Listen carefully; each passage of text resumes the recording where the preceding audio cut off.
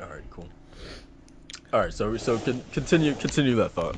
All right, Okay. cool. So yeah, so about this whole thing. Yeah, so my fiance Sammy came into the room and asked, "Where's the remote?" And I was like, "Well, it's in my sock drawer." And she's like, "Why is it in your sock drawer again?" And the reason why is because That's the first red flag right there. and the reason why is because whenever I go to bed and I'm tired, I instead of just putting it on the floor, putting the remote on the floor, so I have a chance to step on it in the morning when I wake up, I just put in the sock drawer, and guess what? Problem solved. I don't step on nothing that I don't need to step on. That includes PS Vitas, it includes 3DS, it includes all that. So, Walt here, you had a question for me. Yeah, so like, how's the bed position? Because usually you have two like coffee tables, like on each side. Oh, For each, you would think. You would think. you don't have one for yourself? No, see, I gave that luxury to my beautiful fiance. But why does it have to be only one? Because the way our bed's positioned is that she has the actual coffee stand, or yeah, the nightstand, and then Yeah. until to my left, so to basically the entire wall is encompassing that entire space there is where my clothes are, my bureau. So that's where I keep all my stuff at. So it's too far for me to reach over and actually pull out like a drawer and put stuff in, like way too much. Plus we have the same predicament. So instead, what I do, I just go under my bed, which is where my socks are, because we have like a little shelf space where you can put our stuff there. And I just throw it on top of there. It's on top of nice, soft, clean socks. All right, not no dirty socks. It's not a hamper. So Sounds like me when I was like trying to hide my Game Boy when your like, D my what? parents Excuse my me. my DS, my Game Boy.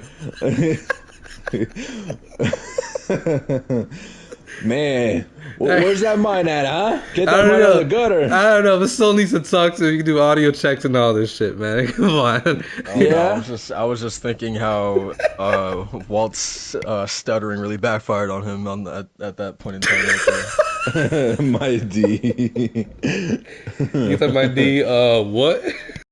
Yeah. Hey, y'all, I don't know what y'all's mine is. Y'all need to get that checked. We're talking about Man. about drawers. It didn't take much on our part to take that anywhere. Yeah. Yeah, man, you congratulations, you played yourself, man. Well, we sound good. Let me tweet it out and then we get started. But yeah, so that's the reason why I put the remote control in my sock drawer. It's not weird. It's perfectly logical. Logical and weird are not like They're like synonyms. opposites. Yes, they're synonyms. Yeah, they can be like next to each other. They can coexist. All right. Let me tweet it out. I'll be right back. Give me 5 seconds. Okay. And that's 5 seconds. What's up, Soul? How you doing, Soul? Chilling, man, chilling. That's what's up. School treating you good? Yeah, man, it's fun. That's what's up. Fun. Had a presentation yesterday. Nice. About certain like that's the topic that you chose or you were given? We basically just had to like each group was given a specific product that they had to pitch to the class. Mm, Are you talking about your class? Yeah. gotcha. Yeah, so did that yesterday. So what did you do? Uh, they were all like stupid products. So like ours was like a pair of slippers that had like a dustpan and like a broomstick attached to it. Huh. So yeah, we had to like explain like why you needed this. Oh I man. put What was your at reason? the Now I'm interested to see how you're convinced me. Convince me to buy these. um. So like basically, I said like how like it can alleviate back pain because you don't have to be like bending down to like when you're sweeping shit, you don't have to like bend down constantly. Uh, and I put a picture of like a pair of like scrawny ass legs up there, and then a pair of like really muscly calves because I was like, look, this is gonna like get you the physique that you always wanted. But then like last night, or the night before the actual presentation, like I had this like epiphany.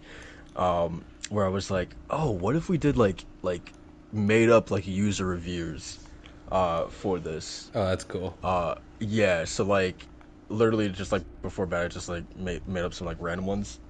So like the first one, and it fucking saved our project because our project was kind of like in the middle. Like, don't get me wrong, my intro, because I was the one who like introed it, and I had like the first slide. My part was good. But after that, immediately we had this one guy who was, I don't want to call him out because what if he watches this show? But Sure. he followed that up with some boring shit, man. But yeah, and then like I ended off with the user reviews, and like I had like three total, and the first one was it was like, wow, oh my god, that was literally it. And then I put it was like from Patty May from Alabama 2021. I put like 2021 in parentheses. Patty May. And then the next one was this saved my marriage. My From God. Pubert from London. Hubert? Yeah, from 2021. And then Sheesh. and then the last one I put was better than sex from Willie from Ireland, and then I put parentheses yesterday, like you said this yesterday. Of course, his name had to be Willie. Yeah, because like the thing was like I wanted to put P. Dot Enos. Oh So my like God. so like his last name You're was Enos. stupid. Yeah, I wanted to do that, but then like I didn't know like like school rules and Was this stuff for a like that. class or a comedy Yeah, yeah. sketch? No, for a class. So yeah, like I didn't know like how like raunchy I could get with it. But then again, Yeah. like there was one project later on that was talking about like nuts, and he was making a lot of jokes about that shit and like having your nuts touched and stuff like that. So I was like, damn man, maybe I could have used the pianist. The what? The what? Maybe. Yeah, yeah, the pianist, man. The pianist. It sounds like a Seth MacFarlane freaking skit or something. That's so funny, dude. That's Yeah. amazing. So So maybe I I, could have yeah, used a I, pianist. yeah. So I ended, What was that? I ended the project with that. And yeah, everyone loved that part. So yeah, we did good. Yeah, it was fun. Nice. Yeah. That's cool. That sounds, So- that sounds like sounds fun, honestly. So yeah, Yeah, and it's like it is something that can exist. yeah, it was cool. Like most of the products that were being presented were like pretty plausible. So that was, Yeah, I remember when I was in middle school and they actually had this thing called an invention convention. Basically, expand the minds of the young, of the youth. So I came up with this device, which was fake, by the way. It's entirely fake, of a toothbrush that actually has like all of your necessities in it. So like you have a button to actually make the actual toothbrush part of it spin around. You have another button that actually has a toothpaste inside the actual brush. So you just press the button, the toothpaste will kind of just come out of the brush. And then I think another one was like like a rinsing button. And so like again, entirely fake. I use stickers as buttons to on this fake toothbrush. And I'll never forget, dude. The teacher looked at me and was like, "All right, let's see it." I'm like, this isn't real. Like, it's not a real thing. And she was like, well, then how can I grade you on your invention if it doesn't work? I'm like, I'm not a scientist, miss. This is just, I don't even know if it was fake or not. Like, she was really expecting like fourth graders to come up with some like brainiac inventions, like we were Jimmy Neutron or something. I was so beside myself. I was so embarrassed. I'll never forget that. She's like, it doesn't. She's like, if it doesn't work, then I have to give you a bad grade. I'm like, are you serious? that's funny. Too much, man. Yeah, that's great. I don't know, I never had to do anything like that, thank God. Yeah, I mean, it was fun because like they actually made like a day out of it where everybody's like made inventions, and then for that entire school day, we basically just went around the school. We set up shop around different places, and we just kind of walked around, so we could see what people did and stuff like that. And there's like lemonade, like they made a whole thing out of it, so it was pretty cool. It was pretty cool. Cool. But yeah, that was just never forget that. Yeah. Um, all right. So I have the title up. I think I just pretty much left your title up there. It was good. And then put the thumbnail up. We should be ready to start. All right, cool. All I mean, right. I'm ready. Walt, you good? Yes, sir. Okay. All right. All right. There she is. So I sound good? Nice. Yeah, man. You interrupted the goddamn intro. What's going on, man? Hey, punk. You want to fight? Man, now I gotta start it all over again. Oh, Jesus man, Christ. what a drag. Guys, welcome back to the 57th episode of the DualShock Sense Podcast. I'm your host, Soul, the connoisseur anime wife, who is joined, as always, by my two co-hosts. We got Walt here. How you doing, man? Apparently, I hear interrupting intros. Oh my goodness! Watch out, y'all. We over here. It's like Universal. It's like a movie's about to start, but better. Hey, yeah. And doing pretty good, man. Actually gamed this week. I actually had variety, and I can't wait to get more into it. But and a pretty dry week and news wise, but games wise, a lot of indie love. Gotta love it. But yeah, can't wait to get more into it. No. Yes. I was trying to. Oh my god! I'm trying to sneak up on this goose so I can get its feather. Yeah, let's go. Hey, yo. So I can get its feather, and it saw me and started flying away. Well, I'm interested to hear what you're going to be talking about for what games you've been playing. Oh Yeah. yeah. Well, We're it's the jumping same one. It's the same one. We're here jumping geese. Yeah. We also got Macho here this week. What's going on, man? How you doing? I'm doing good, bro. I'm doing good. It's the King of Kingdom Hearts and the Final Fantasy fanatic. I am back. I am better. Yeah, man. It's been a good week. It's been a good week. I'm kind of a little bit in a FOMO mood though, because the guys over at lordsofgaming.net and Iron Lords Podcast are at PAX East, repping out the little guys and all the developers and indies and stuff like that. And I miss it, man. I miss conventions. I miss going out and to those things. And man, I'm gonna see if I can do my best to go for next year. But because PAX East is lit, man. It's really fun. But yeah, it's been a good week so far. Just been knocking out some games, man. I've actually been hitting the backlog and exploring some new original titles that I've been having for quite some time, and I'm excited to talk about them. Hey man, now's the time. Now's the time. Yes, sir. Yes, sir. So yeah, we got not this wasn't the most eventful week, but we still got a good show planned for you guys. I want to remind everyone to go ahead and like and subscribe. Jesus fucking Christ. Man, I'm Macho, playing you remember- Bloodborne. I'm not even having these reactions. No, like Horizon on hard is no joke, man. I don't know if you remember the Ravagers. Even from the first game, those things, the like saber-tooth kind of machines. Yeah. Those always gave me a problem. But yeah, I'm fighting them for the first time right now. But yeah, we got a good show planned for you guys. Once again, want to remind everyone to go ahead and like, comment, and subscribe to the podcast. It would greatly help us out, and we would definitely appreciate that. So yeah, we're gonna start off the podcast with how we usually start this off and talk about the games that we've been playing.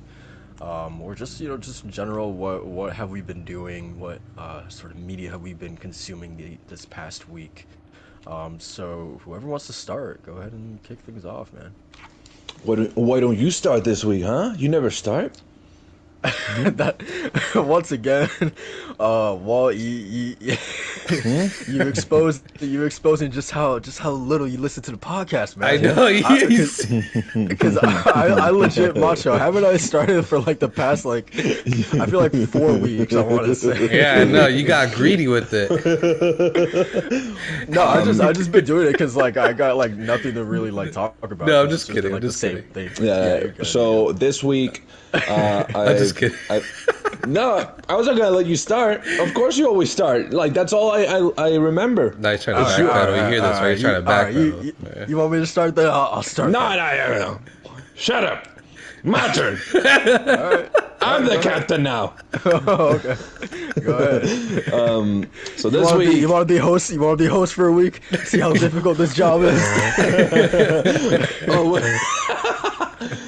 well, listen. This week has been a very diverse gaming week for me. I finally am diving more into Horizon, actually doing progress through the story. Yes, sir. And since I know that Soul is also getting through that story, I'm not going to talk about how far I am, but I am. The story is building up. There's a lot going on. I'm unlocking more of the map.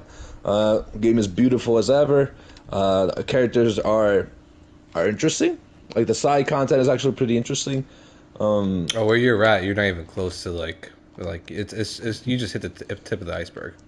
Yeah, and that tip is filled with good content so far. Hey, yo.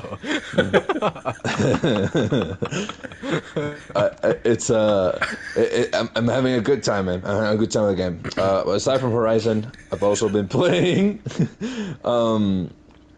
good old. You finished Kirby yet, or what's going on? What's No, yeah, Kirby. What's going on?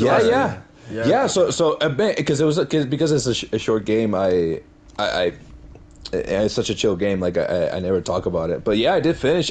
Man, that's like one of the more wholesome and relaxing experiences I've had this year with a video game. You know, with Elden Ring being like on the top of the list of the most played, and that being a nightmare at times.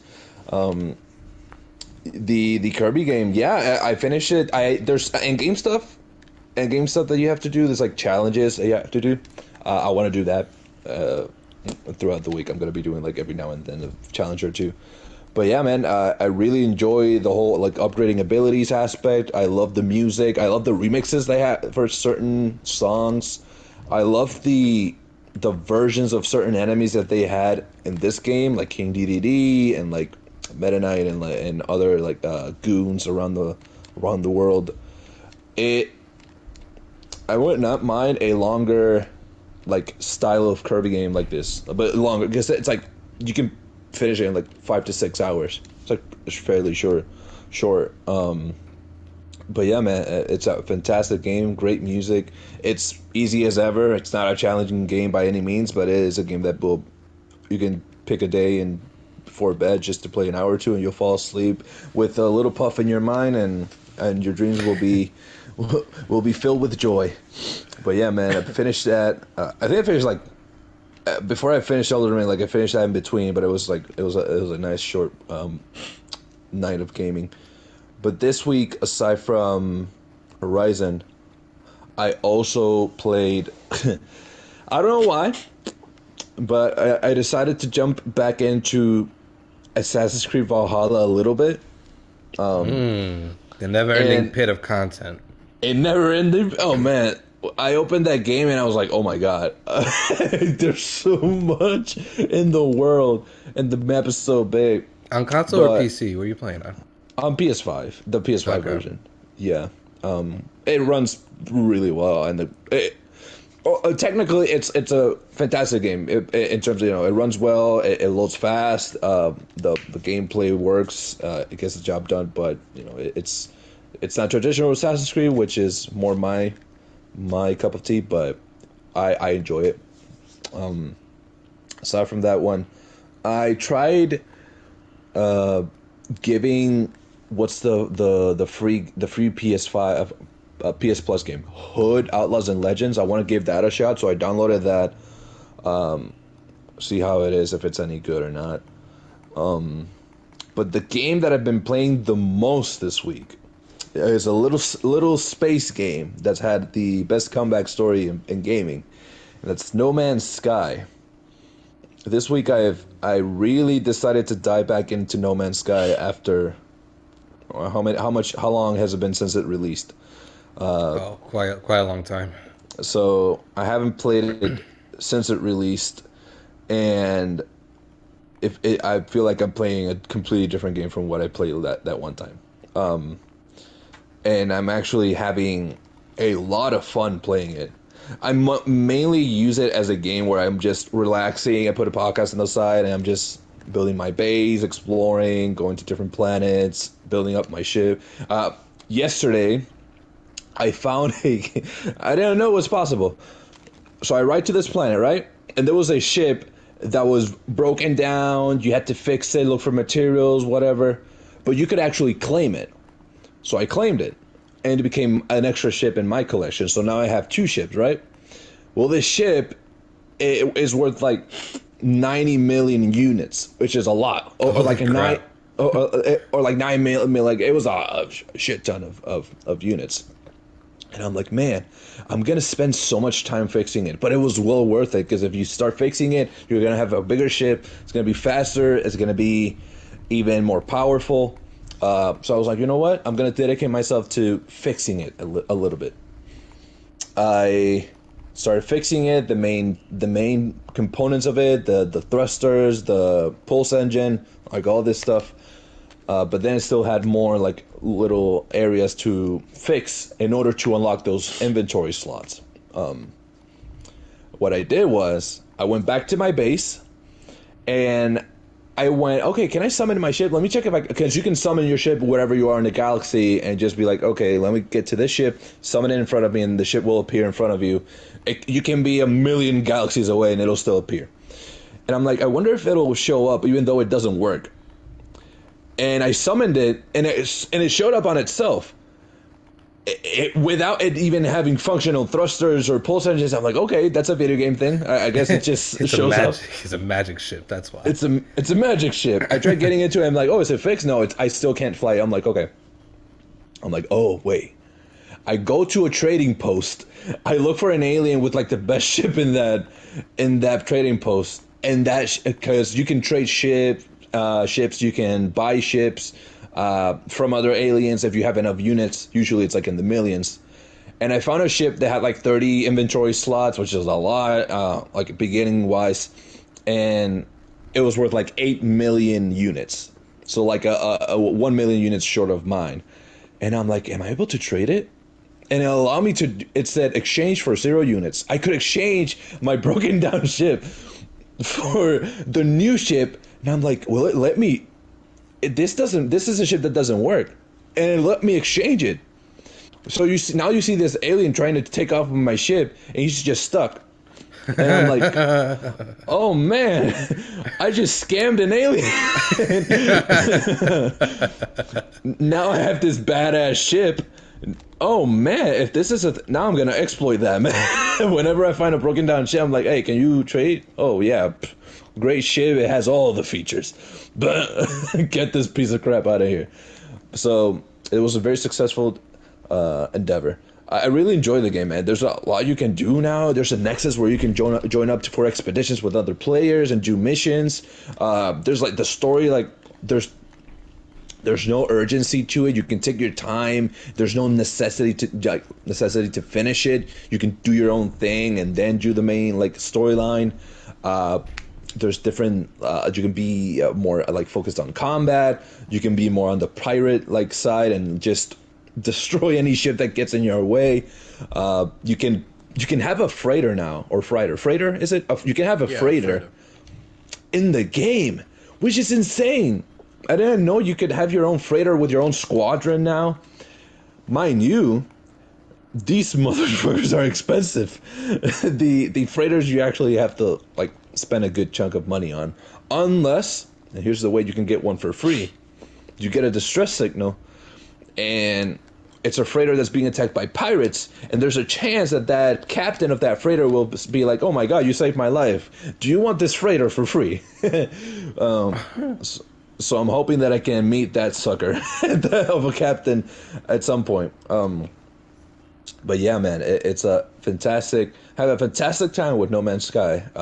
Very relaxing, zen. Oh man, let me tell you, the music, like, it fits. Like the space, the vastness of space kind of feeling that you have at times, and just the very. It's very reminiscent of like movies like Interstellar and whatnot. So I'm really enjoying it. But yeah, man, that's been mainly the one I've been playing this week.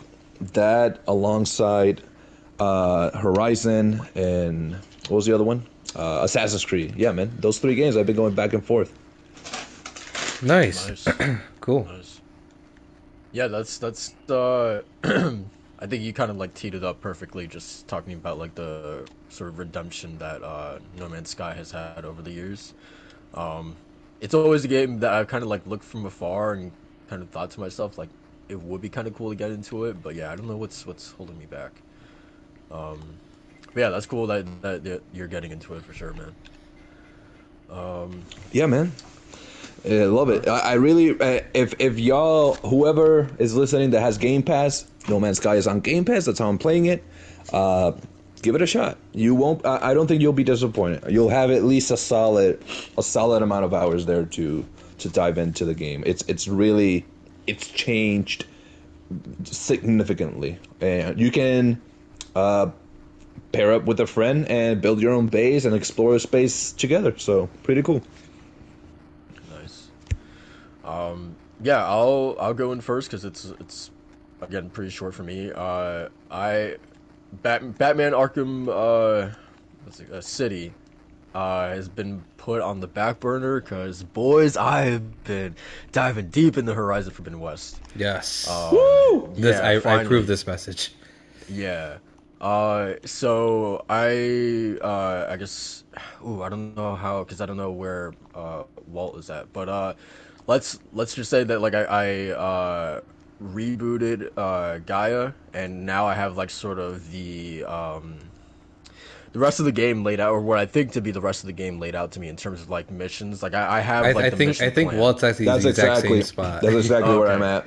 Cool. Yeah. Yeah. So the whole thing about like we need to go collect Demeter, Poseidon. Poseidon, right, Yeah. and someone else I forgot.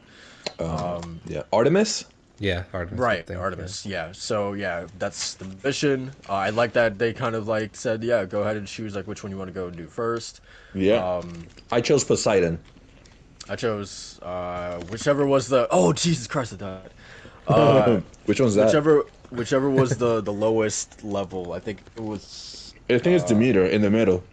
right. Yeah. Yeah. So I chose that one. Um, but yeah, man, it's great.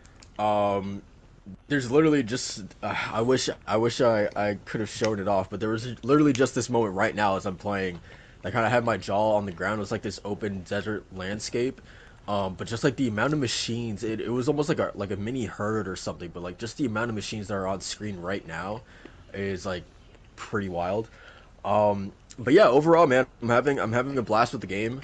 I guess like my and Matcha, I feel like you probably would feel opposite to this than I do, but man, I am still finding it hard to care about anyone in this game. Um, that's I would say right now that I think you're I think once you get I mean there's two characters like now you guys reached that kind of like that halfway point I'll say through the game where now you have to actually have the option to go wherever you want, like truly go wherever you want because of the mission structure. Right. There's two particular missions that involve two new characters that are my absolute favorite characters in the series. yeah, I know. There's some guy later on. I think his name starts with a Z, maybe, or I don't know. But there's some I think K like probably who you're thinking of. yeah, Katala, that's the guy. Yeah, Yep. yeah, yeah. Yeah, I know Skillup was saying that he's like that's his bro, that he loves that guy. Yeah, yeah. Yeah, so I'm excited to meet him. But yeah, for like and like the moment that like I realized that like man, I don't care about like like I'm sorry, man, like Varl or even Zoe was like That's fair.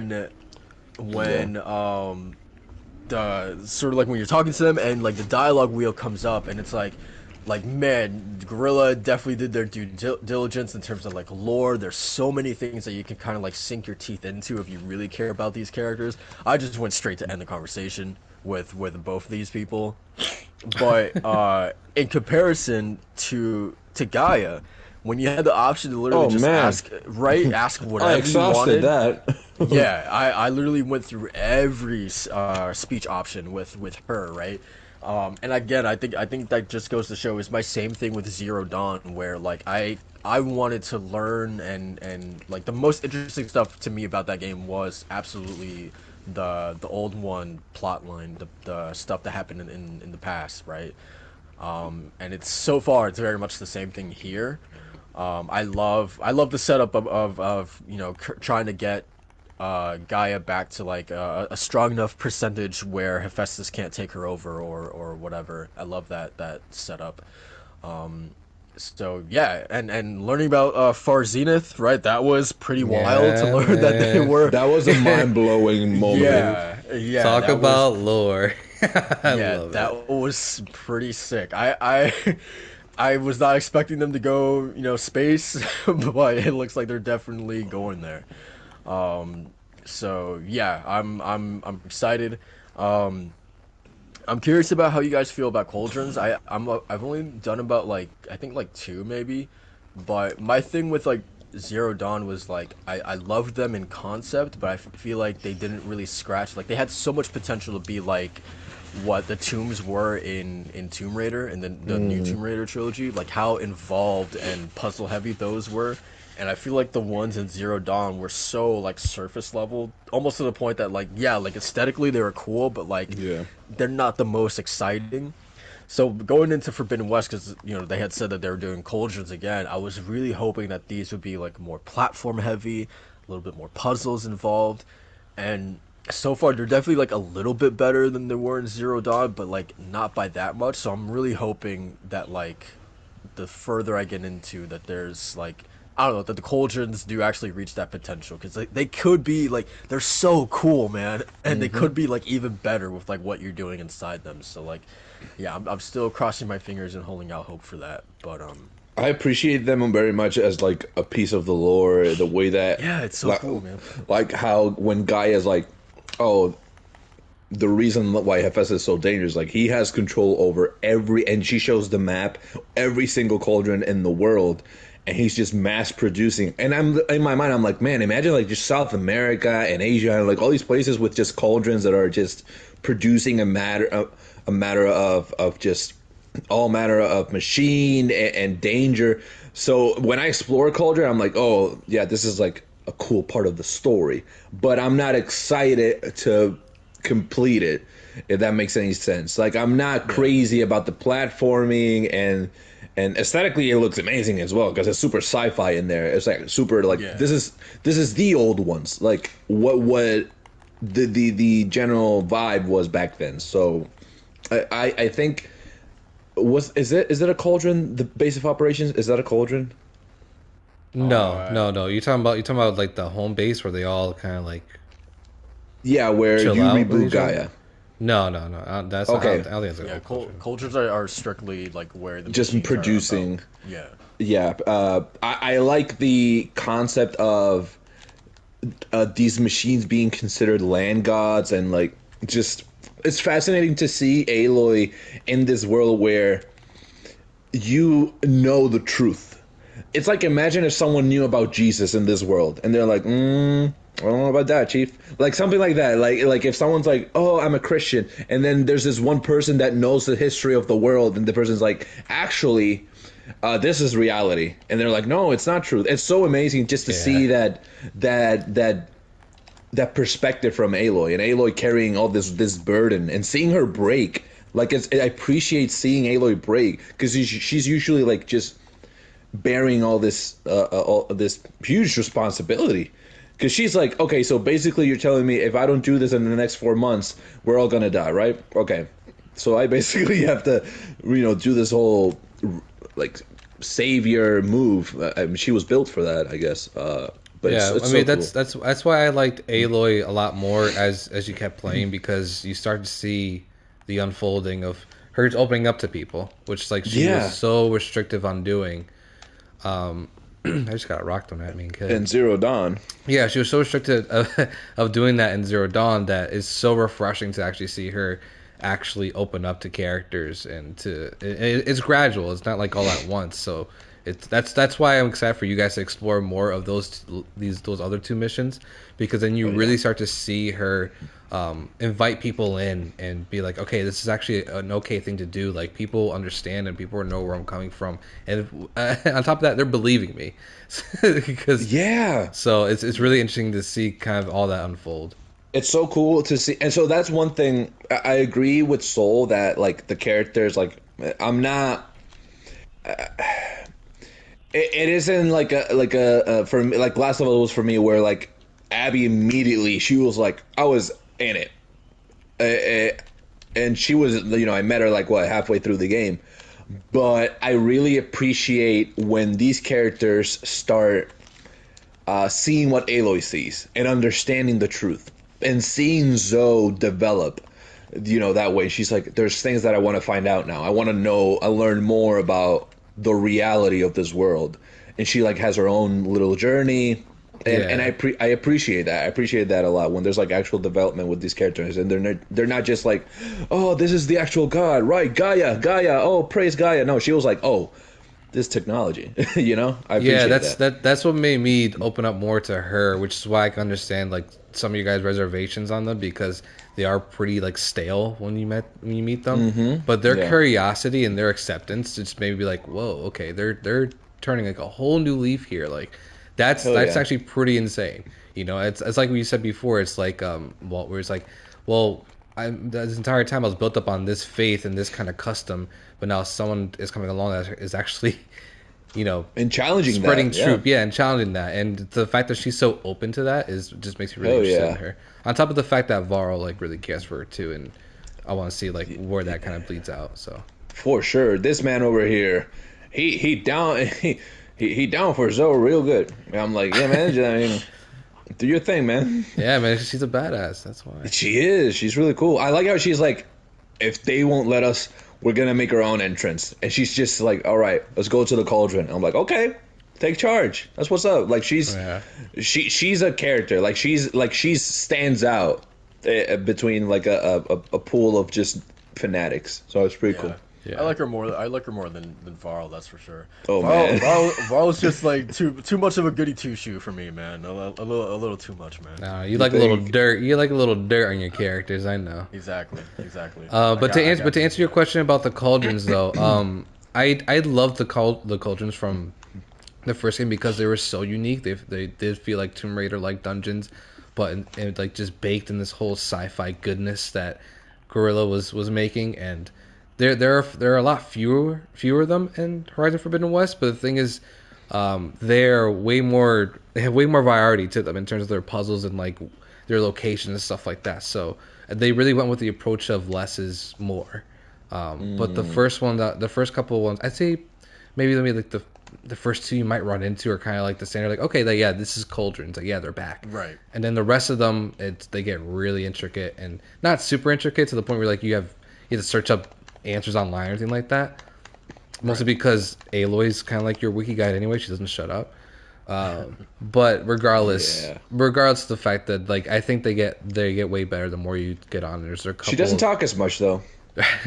There's a couple of cauldrons in there that like late game cauldrons. I was just like, oh, okay, this is actually pretty cool how they did this. Like, this is really really dope. Yeah. So I'm definitely excited to find that out because yeah, definitely the first one I did I think was Cauldron Mew, and that one definitely felt like a bog standard, like typical like Zero Dawn Cauldron. yeah, But I did see that there's one that's like, I'm not gonna spoil it, but I have seen one that is like pretty damn cool, and I'm excited to Nice. eventually get to. But yeah, that is Forbidden West for me. Really enjoying it. Um, Aside from that, let's see. I watched The Northman yesterday. Oh, oh, what I was just it? saw a review of that from Jeremy Johns actually. Yeah, man. What did he say about it? He gave an awesome tacular review, but he said it's not going to be Nice. for everybody. So kind of like everywhere, everything, all at once. Okay, cool. I feel Kind like of like that's just that's a bullet point you can give to literally any media, any medium, and it'll work. Because obviously nothing is for everyone. Yeah, no, I think it's more because like stuff like that is like a particular taste. Like people Yeah, that like doing that stuff, you know what I mean? Right. Like the same thing Yeah. with JRPGs. Like there are people that love doing JRPGs, and there are people that just can't absolutely stand them. So it's kind of like that. Right. Yeah. But yeah, the movie is fucking fantastic, man. I don't know if it's like it's a gorgeous movie because like a lot of it took place in Iceland, and Iceland just in general is a gorgeous place. So obviously it's a lot of the set pieces or like locations are gonna look absolutely incredible. Um, I don't know. I feel like I have to rest on it a little bit. I don't know if it's like the masterpiece that everyone is claiming it to be, but it's still really damn good. I only say that because like I've seen so much. Like I'm so familiar. I'm not gonna say like I'm an expert or anything like that, but like I've read tons of like Viking books and watched tons of like Viking material that like this was like a classic revenge tale, although told really really well. And so like I feel like a lot of the stuff that it was doing this is stuff like yeah like okay like I've definitely seen all this stuff before, but it was still like so well done. Like it's that typical thing of like sure this may be like a cliche like sort of like storyline, but cliche doesn't mean it's bad, you know. It's Yeah, how you do it, right? yeah. And that's exactly how I felt about this. Yeah, it was fantastic. All the performances were so good. William Dafoe is in this. Anya Oh Taylor wow. Joy is in this. There's this one woman who plays this. She's like the mother to the young prince in this movie, and she had some like there's moments where some characters have like just straight up it's like just them speaking to like another character, just like a monologue for like a few like 45 seconds or something like that, just like a straight up monologue, and it's just like I was just like hanging on like every single word that they were saying. um it's so good. Just like the individual performances across the board. But yeah, man, it's definitely a tried and true like revenge tale. Like, oh, the prince's father, who's the king, gets killed, and you know he pledges himself to avenge his father. You know, then it skips a few years later. He's a grown man, and now he's coming back for his revenge. You've seen that before. Yeah, Villain Um, Saga. Right, but it's like I said, it's still done really really well. I love movies that like this feels like have you guys seen like A24 films like Midsummer or um Lamb, for instance, like those kind of movies? It definitely felt like a A24 film for sure in terms of like an artsy fartsy kind of thing. Um, I love films who kind of like they break it up in like acts. So like it will literally be like act one, and then it goes on, and then in the middle of the movie it shows up like a big title screen act two, you know, things like that. Right. Um, this movie didn't literally say like act one act two, but it had like title cards in between like each of its like major sections showing like okay, now this half of the movie is going to be focused specifically on the main character being in Iceland, for instance. The last section of the movie was like the final fight, so it was like titled like before we actually got into the final fight, it was like the gates of hell, right? So yeah, I love that kind of stuff. And I think where maybe Jeremy Johns was coming from in terms of this not being for everyone is this is like really really leans into more the like Viking or the Norse mythology aspects of things more so than I would even say like Last Kingdom. Even more than Vikings at times. I feel like it really gets into like the more like weird aspects of Norse mythology and kind of like uh yeah, the more out there stuff. But again, that's the kind of shit that I love. That's the kind of shit that I love like reading about. So I felt like I was in my bag like just watching this stuff. Like I love all things Vikings. So yeah, this was definitely like a movie made for me. But yeah, I can't recommend it enough. Just like Everything Everywhere All at Once, man. Go watch both of these movies in a theater. Like I feel like these are two movies, just like the Batman. Like these are movies that should be experienced in theaters, for sure. Nice. Yeah, that's good to hear. Oh. Yeah. And then lastly, still watching the Harley Quinn animated series. Macho, I'm so pissed off because where I'm watching on Amazon Prime, and they literally they literally have uh I don't know how they did it, but they're missing like 3 episodes in this season. they have like episode, I want to say like episode 8, they have it like 3 times there and playing instead of like when you click on like episode 6, it plays episode 8 instead, and then when you click on episode, I think like 11, it plays episode 8 instead. What the hell? It's right, it's so weird. So I'm literally missing, like, I haven't watched like 3 episodes of this season, and like, yeah, it's so weird because like, one of the episodes I missed, I think, was the episode where Harley and Ivy kiss for the first time, and so like. I jumped like to the next episode, and they're talking, like, literally the start of the episode is like them talking about the kiss. I'm like, what? What the fuck? What did I miss? What the hell? So yeah, it was super jarring.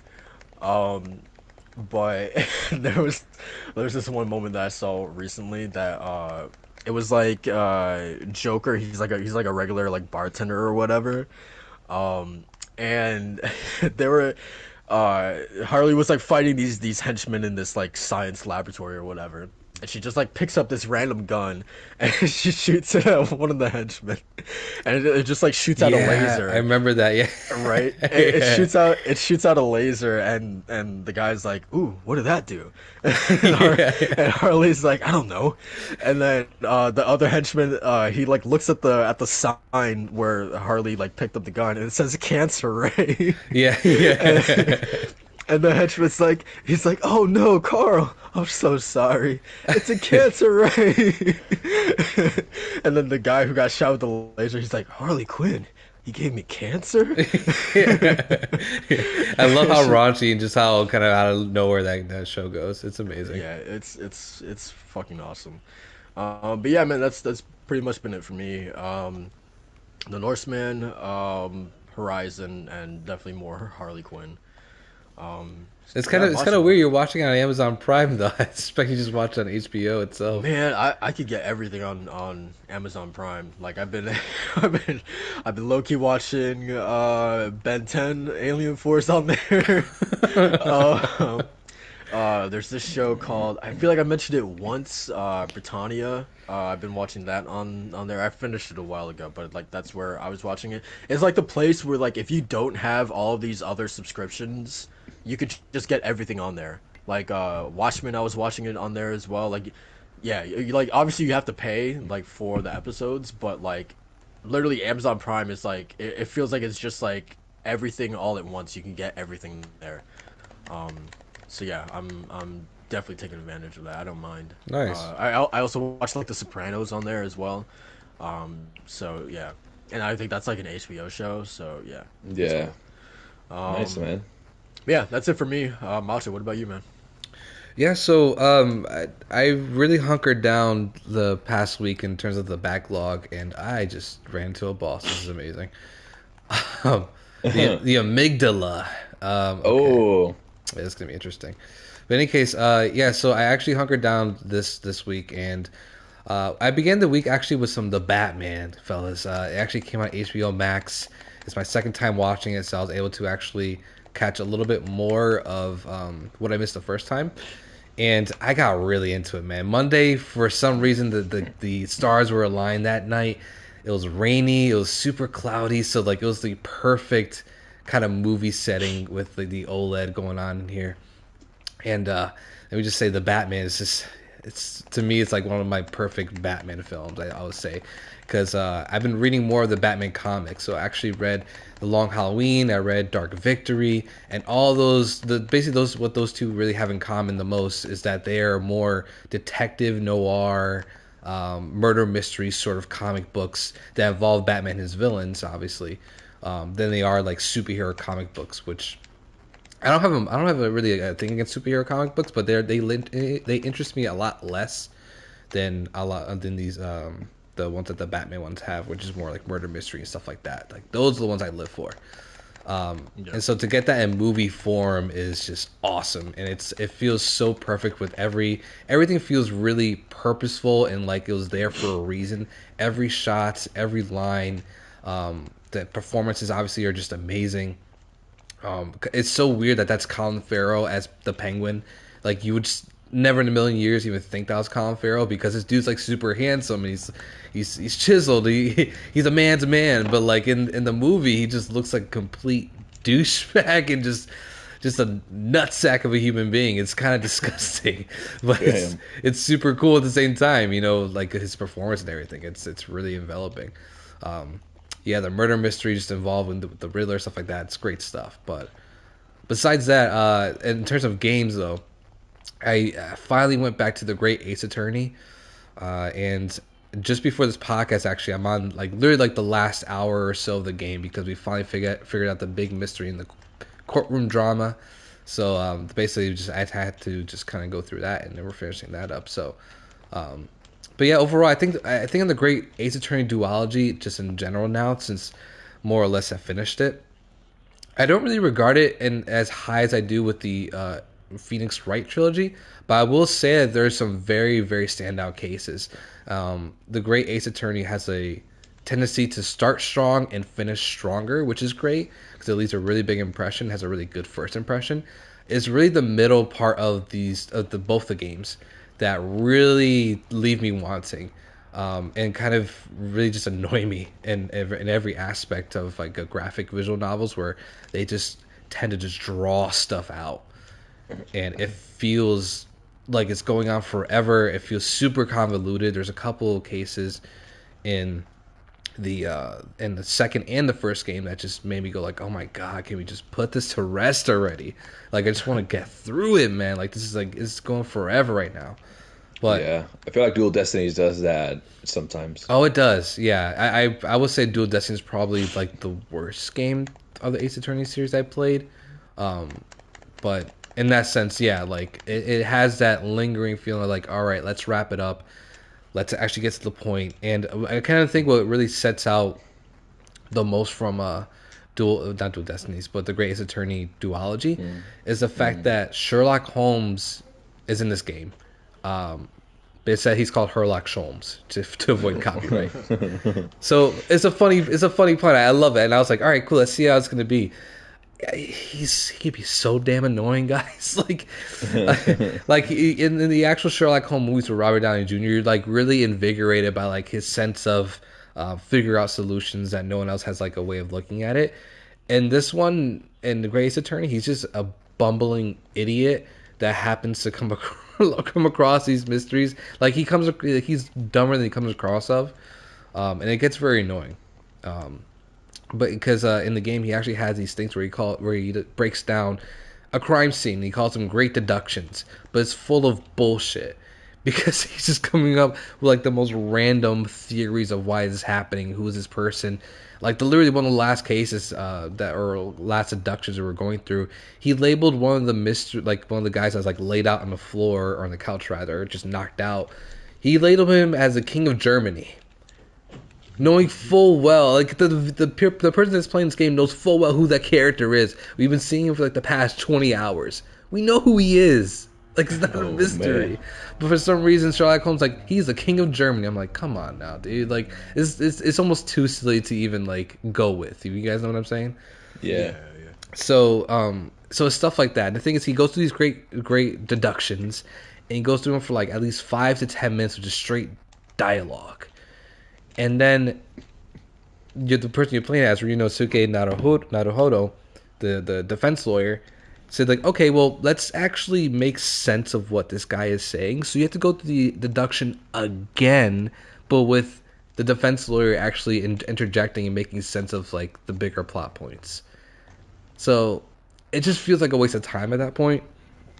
And I'm just like, oh my god. But the thing is, like, the last case and the Great Ace Attorney 2 completely solves this. Like, it actually goes through a great deduction, but it only goes through it once, and the interjections from your partner just happened to be there. I was like, great, this is what I've been wanting for like the past like 30 hours of playing these two games. But in any case, man, yeah, I'm finishing that up. And it's great stuff. I think the biggest highlight from the duology is the characters. The music is, oh my god, the music, guys, is just freaking fantastic. Like, they put their heart and soul into these last two cases, and they're just mind blowing. Like, I love what they did with the music and the plot. These two cases, how they're interconnected, and the entire unwrangling that's been brewing since like the first game are finally being unveiled, and it's really cool to see it all kind of really land super strong. And yeah, I mean, if they came out with a Great Ace Attorney 3, I would definitely play it, because of just I would like to go back to these characters and kind of these situations and the time period too. It's in like the late 1800s, so everything has like a cool spin to it. Where the original trilogy is a little more advanced. You know, they have cell phones, they have actual forensic laboratories where they can do like stuff you actually do that you can't do in that time period for the 1800s. So really cool stuff. But I would say the biggest highlight of this week, guys, 100%, is that I went back to a PS1 classic. On the Vita, mind you. So yes, PlayStation, I am buying your PS1 classics on PS Vita. Let's get this on the record. I am buying them. Parasite Eve, fellas. The Squaresoft. Like, this game, man. This game is blowing my mind. And it's a PS1 game. But this game is absolutely just leaving me in shambles because of the ingenuity of it, and especially from back then, and just the overall kind of vibe of it. So Parasite Eve is essentially following this NYPD officer named Aya Brea, and the night that she's going to an opera with her date, it turns out there's a huge conundrum going on. And what I mean by that is everybody literally just combusts into flames mid-opera. Oh shit, that's some Fire Force stuff right there. Yeah, so they're just watching this opera singer. Next thing you know, something just triggers in everybody, and everybody just starts combusting into flames, and everyone's going crazy opera house, obviously, because everybody's just literally on fire besides Aya Brea. For some reason, she is immune to what's going on, and it turns out that there's actually this there's this parasites in everybody's body called the mitochondria. Obviously, we know what the mitochondria is in actual biology, but the way they use it in this game, similar to the cordyceps in The Last of Us, they're using the mitochondria as this omniscient, right? Am I saying that word right? Which one are you trying to say? Like all-knowing. Onomatopoeia? No, I think it's like omniscient or whatever. Yeah. So basically, this mitochondria has eventually developed a consciousness and has been I guess what's the word I'm looking for? They're basically going through like an evolution where they're just developing a consciousness and actually controlling, obviously your body's any sort of intricacies in there. So for some reason, I still haven't figured out yet, but this parasite called Eve, which is like the mother of the mitochondria, it's deciding that the humans need to be reset, or for some case or another. So that's why she wants to take over the human race, and but essentially it's setting them on fire too. So like I'm still trying to figure out the plots of it, but basically you're playing as Aya Brea, and you're just trying to like figure out like why she's immune, what's really going on with Parasite Eve and this whole mitochondria business. So it's really interesting as a story and a concept. But when it comes to the gameplay, guys, it's a mix of Resident Evil with JRPG Final Fantasy. And what? I couldn't be happier about this, because it's so cool. You're getting the fixed camera angles of Resident Evil, right? You're not getting the tank controls. You actually have a little more freeform movement. And when it comes to the actual gameplay, like the actual battle system, you have random battle encounters. So you'll be exploring an area, you get a random enemy you're gonna fight, and a lot of these enemies you're fighting are mutations. So there'll be like giant snakes, there'll be giant rats, there'll be I actually went to the Central Park, and there's actually a mutated polar bear. So like there's like a bunch of really cool enemies. And when you enter combat, you have an actual ATB, or active time bar, so you're actually waiting to enact like your action. And when you do, you have the option to either fire the multiple guns you'll be carrying and picking up throughout the game. You can actually heal yourself, so that makes me think Aya maybe has some form of mutation in her with her mitochondria. She's able to heal herself. She's actually able to absorb damage too. So um, it's a Final Fantasy mixed with Resident Evil combat and style and tone, and it's super super cool, guys. Like it's awesome. The That sounds CG, interesting. yeah, dude, it's so cool. Like the CG animated like cutscenes that go through the game too. They're very purposeful.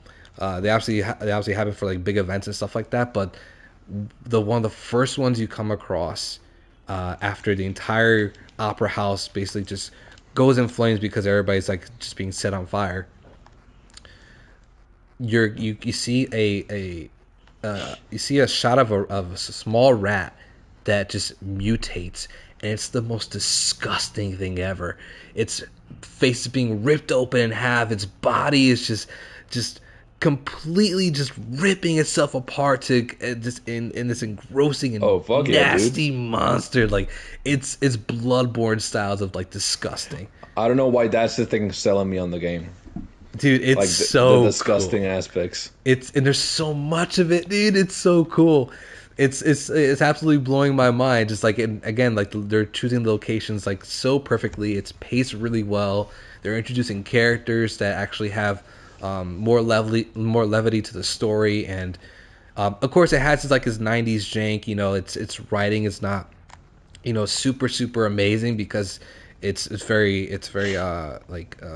there's a lot of cutscenes and dialogue, but the thing is again it's very minimized because of the time period that the game was made in.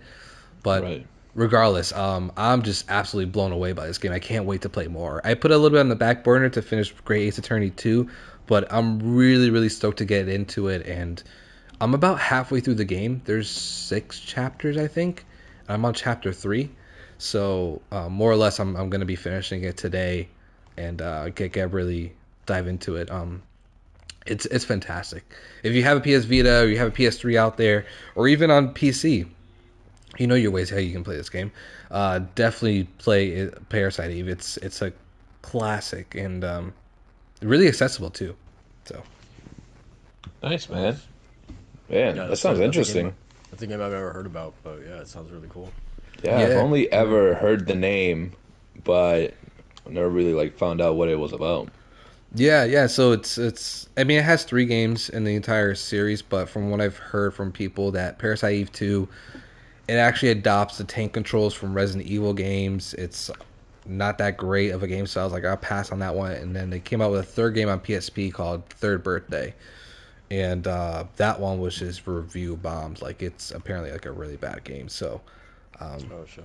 in any case, the first one's a standout, and I hope, crossing my fingers and my toes, man, that Square Enix looks back on and say what other really cool relic IP that we could bring up and bring to that's fresh and new to our audience. I hope they choose Parasite Eve because it's really unique, and it's kind of sad that it's like a dormant franchise right now. So I hope they bring it back in a remake or a remaster of some sort. Yeah, and probably the cynics will say probably not, but us Shit, I'll say probably not. Yeah. and, Yeah. and but No, here's the but thing, right? the thing is, I think he's more than likely right. But the thing is, when Square Enix bring these remasters, they brought Chrono Cross, which everyone thought was going to be dead and gone. They brought ActRaiser, which is like this super obscure title that they brought back. So at this point, I'm gonna say never. Yeah, and that's the thing, right? Like the big thing with nowadays is I see remasters or games being brought back that I never in my life like even fathom being brought back. So I'm like, it's easy to say probably not, but I mean, this is legit a thing of you never know. Yeah. You Yeah, know? yeah. So that's what I'm hoping with Parasite Eve because man, this game is really really special, and yeah, it's again, I was just frothing at the mouth of just the concept of this entire thing. Like they actually, Square Enix actually went out of their way and did this. Like this is awesome, dude. So, and I can't wait to actually play the next like a super obscure JRPG they did back then, which is Vagrant Story, because apparently not only is that just a really great JRPG from enthusiasts, but it adopts the combat system from Parasite Eve, but with swords and all that kind of stuff. So I'm looking forward to see what they do with that. Gotcha. And real quick before we like start getting into the topics, I want to say something real quick from I think it happened a couple weeks ago. I don't know if we touched on it, but it's just it came up like again yesterday. I saw like that video again, but there was a week or a moment where Babylon's Fall reached a certain player count. Bro, 9?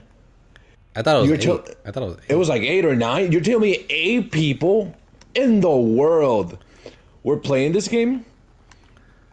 Yeah. Like, yeah, no, that's what makes me sad. Like these kind of franchises that they bring up and then let die, and then we have stuff like Parasite Eve and Vagrant Story just left at the wayside. Okay. Yeah. Sucks. But it's I crazy. don't know. I feel like that's a self-inflicted wound right there. Oh, Yeah. 100%, yeah. 100%. Yeah. But it's insane. Like, I've never heard of that. Not even No Man's Sky. Hey man, that's more than Destruction All Stars. So they got that. That's Damn. Man, I get sad because like I go on Twitch sometimes and just to see like how many people are viewing a specific game, it's like Destruction All Stars 0. I'm like damn. But yeah, man, that sounds awesome. Yes, sir. So yeah, man, let's get started with the podcast. Jump into it properly. So I guess the first major topic was God of War had its 4-year anniversary just this past week on 420. Happy 420, belated 420. So Saw it. that was unnecessary. Yeah, so I thought, I mean, Corey came out, to give a little update. I mean, there wasn't really too much there for us to talk about, except that the team is still very much hard at work on the game. We had the animation director still confirming that's still 2022. I don't know why everyone all of a sudden was like started assuming that this was now gonna be delayed or whatever. Did you guys come away with that that takeaway after Corey's message? No. Again, and they're ready to talk about it when they're ready to talk about it. That's it, But I think sure. the fact that people are getting a little over anxious because we're only like 4 months into the year, so That's what I'm saying. Like it's not a Horizon situation. Like when I remember when we had Gene on the podcast and we were still kind of like we were nervous, thinking of whether or not Forbidden West was gonna hit 2021. I think we were having those discussions in like August, I want to say, before they eventually came out and announced the delay. But it's definitely not a Horizon situation in terms of like we're in April. We have basically an entire year left for them to come out and announce a release date. So yeah, the situations aren't similar at all in my mind, at least. But yeah. What about you, Walt? Was that your takeaway? Like, were you thinking immediately delay after Corey's message? No, some things I guess I am more surprised when people do affiliate to something like a delay. It didn't even cross my mind. I just thought of it like I didn't even think about it. Like I saw, I'm like, oh, cool, yeah. Like I can't wait for the game. It never in my wildest dreams did it like go through. And a matter of fact, like I maybe like thought about a delay like when it was first announced that it only had a year. I think I was like, oh, this game at some point is gonna get delayed. Like I just thought about it. Like I just because it's such a big game and so many big games are being delayed. But this specific event did not trigger that in my mind. Quite contrary, I'm like, oh, maybe they'll. I mean, that is the hopeless optimist in me. Maybe they'll pull a Xenoblade, and they'll be like, actually, it's sooner. And I'm like, oh. Okay. And I guess like the question would be like from people like, then why say anything at all if you don't really have anything to say? And I think that's mostly because of the fact that the game's anniversary, and a lot of people like to associate anniversaries with announcements. Yeah, no, I think that's a shit take. That's from them, not your, but from them. I think that's a shit take from people. Like, if if nothing's going on, why even talk? It's like, dude, Yeah. what? What do you mean? It's like D&D Beyond. Like D&D Beyond was acquired by Wizards of the Coast, and they had a little direct where they were like disclosing everything. But let's say it's like the anniversary of when D&D Beyond was created, and they're like, oh, we want to appreciate the collaboration between our companies, and people go, oh, no new campaign or no new books or no new guys. And it's like, no, that's not the point. Like, let these people celebrate their milestones. You know what I mean? Especially Corey with this mammoth of a game, such a success. Right. No, my thing was like, why people again people are setting themselves up for disappointment. Like everyone before, you know all the accounts I'm talking about. Everyone was like, oh, a state of play, God of War state of play on its anniversary would be really something. You know, like just putting that energy out there. You know, Yeah. I'm like, why do you guys do this to yourselves, man? Yeah, I don't understand. And then they have the audacity to, you know, when obviously nothing happens on the anniversary, they have the audacity to be like, oh man, the game must be in trouble or something like that, you know. I don't know, it's just really weird. I don't know why people set themselves up for disappointment like that time and time again when they have never, I don't know, like they've never once insinuated that they're going to do something like that on the anniversary or whatever, but people just create these things in their own mind, and then they run with it, and then they get angry at the developers when the things that they thought were going to happen doesn't happen. Yeah, they're headcanons. Yeah, they get mad for their own, which it says a lot about just how much time are you on the internet, bro? Like to these people, because it's like you're here long enough to where you start believing your own bullshit, and it's like, bro, if this is the case, there's no hope for you. Like you're gonna like how desensitized like are you from like reality? You know what I mean? Like it's kind of crazy. Yeah. Yeah, I just Oh thought well. that was weird. But Yeah. yeah, enough with that. Let's actually, you know, since it was an anniversary, let's talk about like some of our what was everyone's like, I don't know, like let's get a conversation going for God of War 2018. Like any specific moments you guys want to like talk about, or just like something you'll never forget from that game, or I mean, let's talk about it. Game is Any meant. I mean, it's like a 1 out of 10. Nah, um, the, that game, magical. That game's something else. Like the entire. I think okay. So what stands out? It's not like a moment. It's the fact that it's a one shot, and that still blows my mind. Yeah. How this that how was this gonna be my game. point too. Well, actually. Oh, because it's so remarkable, right? Yeah. It's so amazing just how it achieved such a fantastic story, fantastic gameplay, and be a one shot where it seemed. I mean, there are moments where you can tell like it's loading, but the transition is like seamless. But still, that still blows my mind that a game could do that. And because of that game, I've been more aware of like TV shows and movies doing it, like Better Call Saul recently, which I completely recommend to anyone that's like a fan of good like crime thrillers. There's so many scenes where it's a one shot, and immediately I always have it in the back of my mind like, oh, God of War is so good. There's I don't know if you guys remember the scene in The Last of Us Part 2 where Abby is getting hung and she Yes. saved. Yeah, Yes. that entire thing is a one shot. Yes, it is. Fantastic scene. I noticed it. I noticed. I was like, "Oh man, they did it." Yeah. There's also a scene in the beginning of Death Stranding. I think the first time that you see Higgs, that thing is a one shot as well. And Phantom Pain, I think Phantom Pain, like all cutscenes are one shots, Oh, really? or like a lot of them like are like there's. Yeah, there's that entire one scene with you and I forgot the villain's name, but you're just going on the truck. They're just legit just staring at each other, and that's the entire Yeah. shot. It's insane. It's so unnatural, but it's so cool at the same time. Like, man, this guy has the balls to do that. It's pretty cool. Yeah, I respect that, but technically that's what stands out the most. But I mean, moment in the game. Man, so many. The game is it has so many like good moments, but I really think that the highlights have to be like when you're just on the boat and listening to Mimir and talking Yeah, with good call. Atreus. It's so good.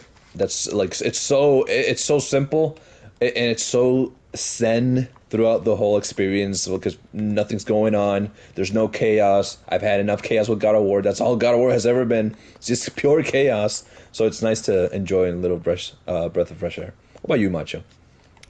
I think really honestly the biggest thing for me would definitely be that one shot, just because ever since then, it's just like I've been really fascinated by that one shot and how immersive it is, especially in shows. Haunting of Hill House did that, and I was just so into that scene. And then when they actually broke it down, like, yeah, it's all one shot. Like, we have multiple sets that we have to go through, and then it's all really kind of paced by the storytelling and the music and the actors.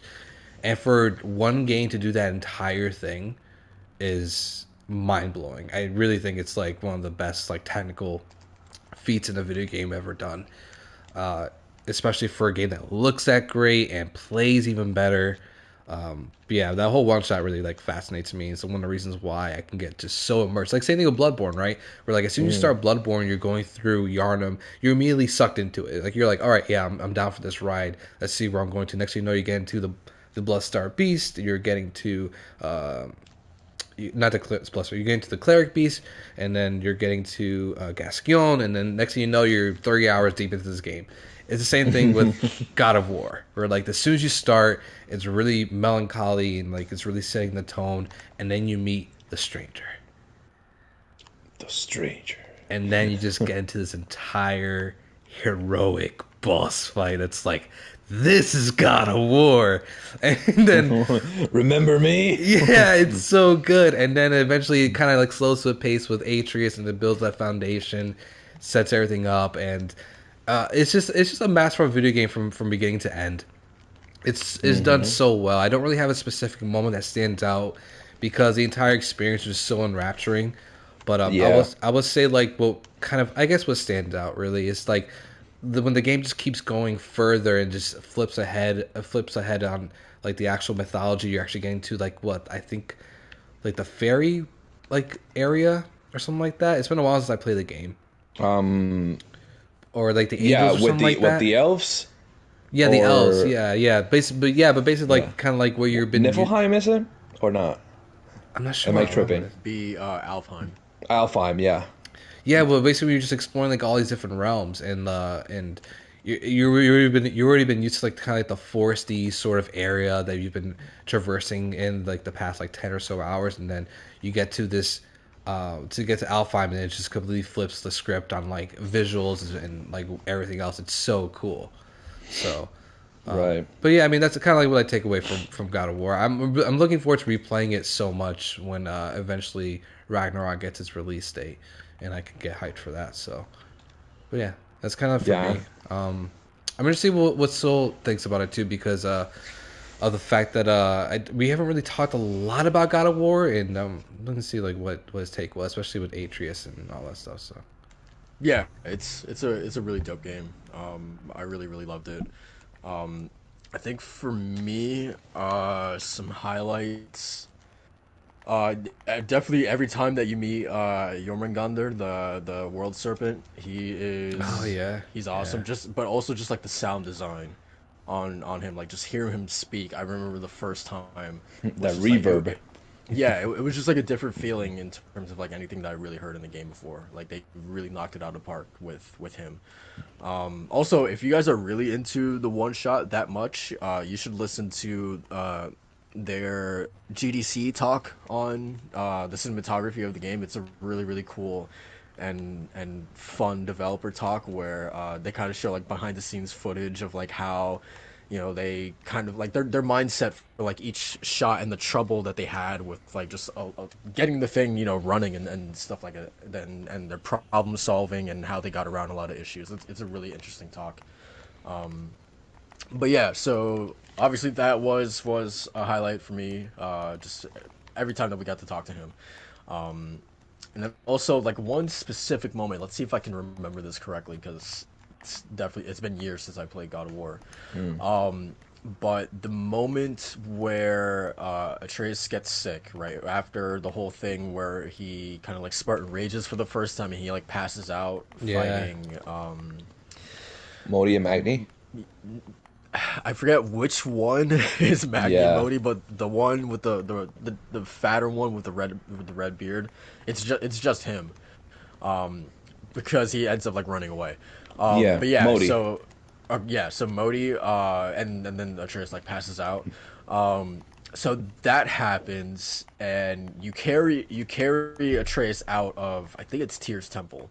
You carry him out, and immediately you see like the world changes. The world reacts to, at that point we didn't know that Atreus was Loki, but it's Hmm. literally the Norse world reacting to Loki being in danger. So you see the clouds darken. There's like ash falling from the sky. I think there's like red in the clouds as well, right? That was such a cool touch, and the music obviously kind of gets like low and kind of like eerie. So you put Atreus on the boat, and it's just silence. You kind of row back to Freya's hut, and then like Kratos is on the elevator, and it's great storytelling, like silent storytelling, where you don't need Kratos to say a single word, but you have him pacing around the elevator. Right, you don't need him explaining like how he's feeling or anything like that. It's just a great example of like silent storytelling where his pacing tells you everything you need to know about how he's feeling as he's holding sort of like the lifeless body of his son in his arms. He's just kind of like pacing nervously back and forth on this elevator. And then while that's happening, you hear the horn go off in the background. And this is something that we still don't know to this day. Who blew that horn? Who summoned the serpent? Like, there was a conversation with the serpent during this time while Kratos is going to talk to Freya, and we still don't know who did that. That's hopefully something that's going to be answered in the sequel. Corey has definitely teased that. I think even in one of his GDC talks, he was like, "There's two things you can't ask me. What am I working on next, and who blew the horn?"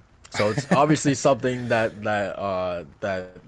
they're going to answer in the next game. So yeah, and it was like a scary thing because it was like the thing why that this whole entire sequence resonated with me so much is because it was just like a snowball of like bad things happening, right? So like we have Atreus passing out. We don't know what's happening with him. We have the world reacting to him falling ill or whatever. Then we have the horn being blown, the serpent being summoned, right? So it's just like this sequence of like bad thing after bad thing after bad thing happening in quick succession, and it was just like, and then obviously that leads into the moment of him going back home to get the blades, right? Just that Yeah. Yeah. entire Yeah. sequence is Chilling. It masterfully done.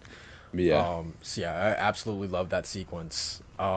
And then yeah, I mean, you guys have already said it. I mean, there's so many moments that you can pick from. I love the entire like ending bit, like the revelation of like, uh, just like almost how insignificant Kratos was in the journey itself. That the revelation that Boulder wasn't after him this entire time. It was really just Frey. I think that's or Faye. Faye, right? That Boulder was after her this entire time, not him. I think Yeah. that's such a cool reveal. Which, if you replay the game, his comments make more sense Oh because yeah, he's yeah, yeah, like, yeah. "I thought you'd be bigger because she's a Exactly. giant." Yeah, I love shit like that where the seeds have been planted right from the beginning, the clues, right? Yeah, some But Attack you on Titan don't. shit. Yeah, but obviously you don't know on your first playthrough, and then it makes sense on the second playthrough. I love that kind of stuff. To that same point, just how much of like Faye, you don't ever see her, she never speaks, but how present she is in this story in terms of like she really feels like the puppet master, the one who like orchestrated this entire journey from the get-go, and that's no more made apparent in the whole like the handprints like Yeah, throughout the the entire journey, like yellow right, handprints. the yellow handprints are literally everywhere. So it's like literally her mapping out step by step, like point A to point B, where Kratos and Atreus needs to go without them ever realizing it until literally at the peak of Jotunheim. I think that was all such a cool touch that they added in there. So yeah, I love that whole ending bit of like Atreus like looking at the wall murals, and then Kratos looking at the final wall mural and seemingly at his death. Um, so yeah, so many moments. Love the Valkyrie fights; they're awesome. Um, and Do you yeah, have a man. so aside from the Queen, do you have a favorite one out of No, the actual Valkyrie fights or not? I don't know. I really, I don't remember at all, to be Yeah, honest. I I only think remember the Queen of the Valkyries like the most because that's probably like one of the best fights in the video game. But they all have like different abilities, right? So they're all yeah, technically different from one another. yeah, Um, I guess I would say the one from Muspelheim, which was the the fire fire. realm. Yeah, Mm. because I think she was. I could be wrong, but I don't know why I'm remembering that it was her specifically, but I feel like she was the first one I fought who was screaming Valhalla over and over and over again. I Mm. could be wrong on that, but like I just associate that with her for whatever reason. Um, Gotcha. but yeah, I think she was like probably the most memorable one. Which is funny because I literally have a tattoo of like one of the Valkyries helmets on my head, and it's not her. So so yeah. Who is it? The Queen's Queen's helmet? No, it's I think Gunnar. She's like the first one that you fight. Mm. Like the easiest one. But yeah, so yeah, love the Valkyries. But yeah, aside from that, really I could pick a number of moments. But yeah, God of War's a fucking awesome game. Fantastic game. And the performances, chef's kiss, chef's Yeah. kiss. Yeah, for sure. Yeah, man. That is God of War. I would expect like kind of similar to like Ratchet, I guess, and even looking further back to the Ghost of Tsushima and Last of Us Part Two state of plays, where they were what like within a month before the actual release of the game, or maybe like 2 months. Hmm. I would.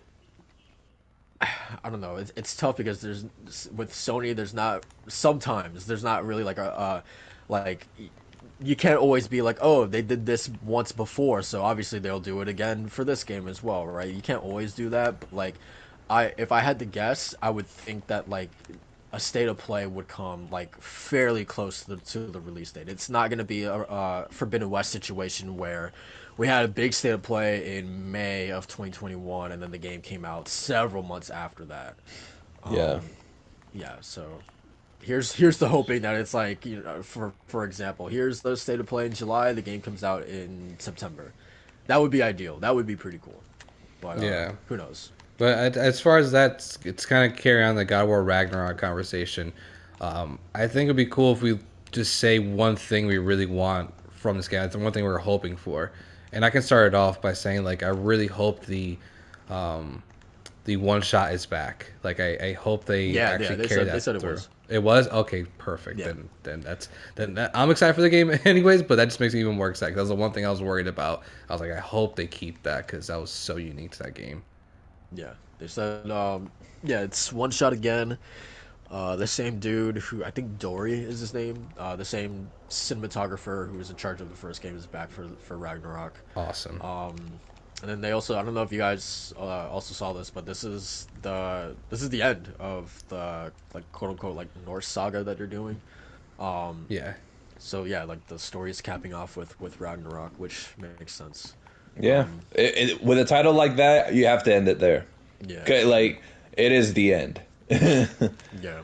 But Norse mythology, right? Are there hints at exploring other mythologies? I mean, I don't know, but Because I they would hinted think at that Egyptian. I mean, they hinted at a ton. Like there's Yeah. Celtic and Japanese as well, but I would assume that they're putting God of War on ice to work on whatever project that Corey is working on. I would think that that's going to be like the Santa Monica sort of franchise for like the foreseeable future, and then they can come back to God of War and how many ever years that they want to. But I would assume after Ragnarok, they're putting God of War on ice for a little bit. Yeah, because Yeah. that took them like what, a decade to kind of put together just those two games. Almost right. Yeah, right. Yeah. So yeah, Because it took 5 years for God of War 1 to be made. And then Corey argues that it's 4.5, but then 4.5 years, and then we're kind of coming up in the same time frame for God of War 2 or God of War Ragnarok. So yeah. But yeah, man, I'm excited. I don't know what I want from Ragnarok. I honestly don't know.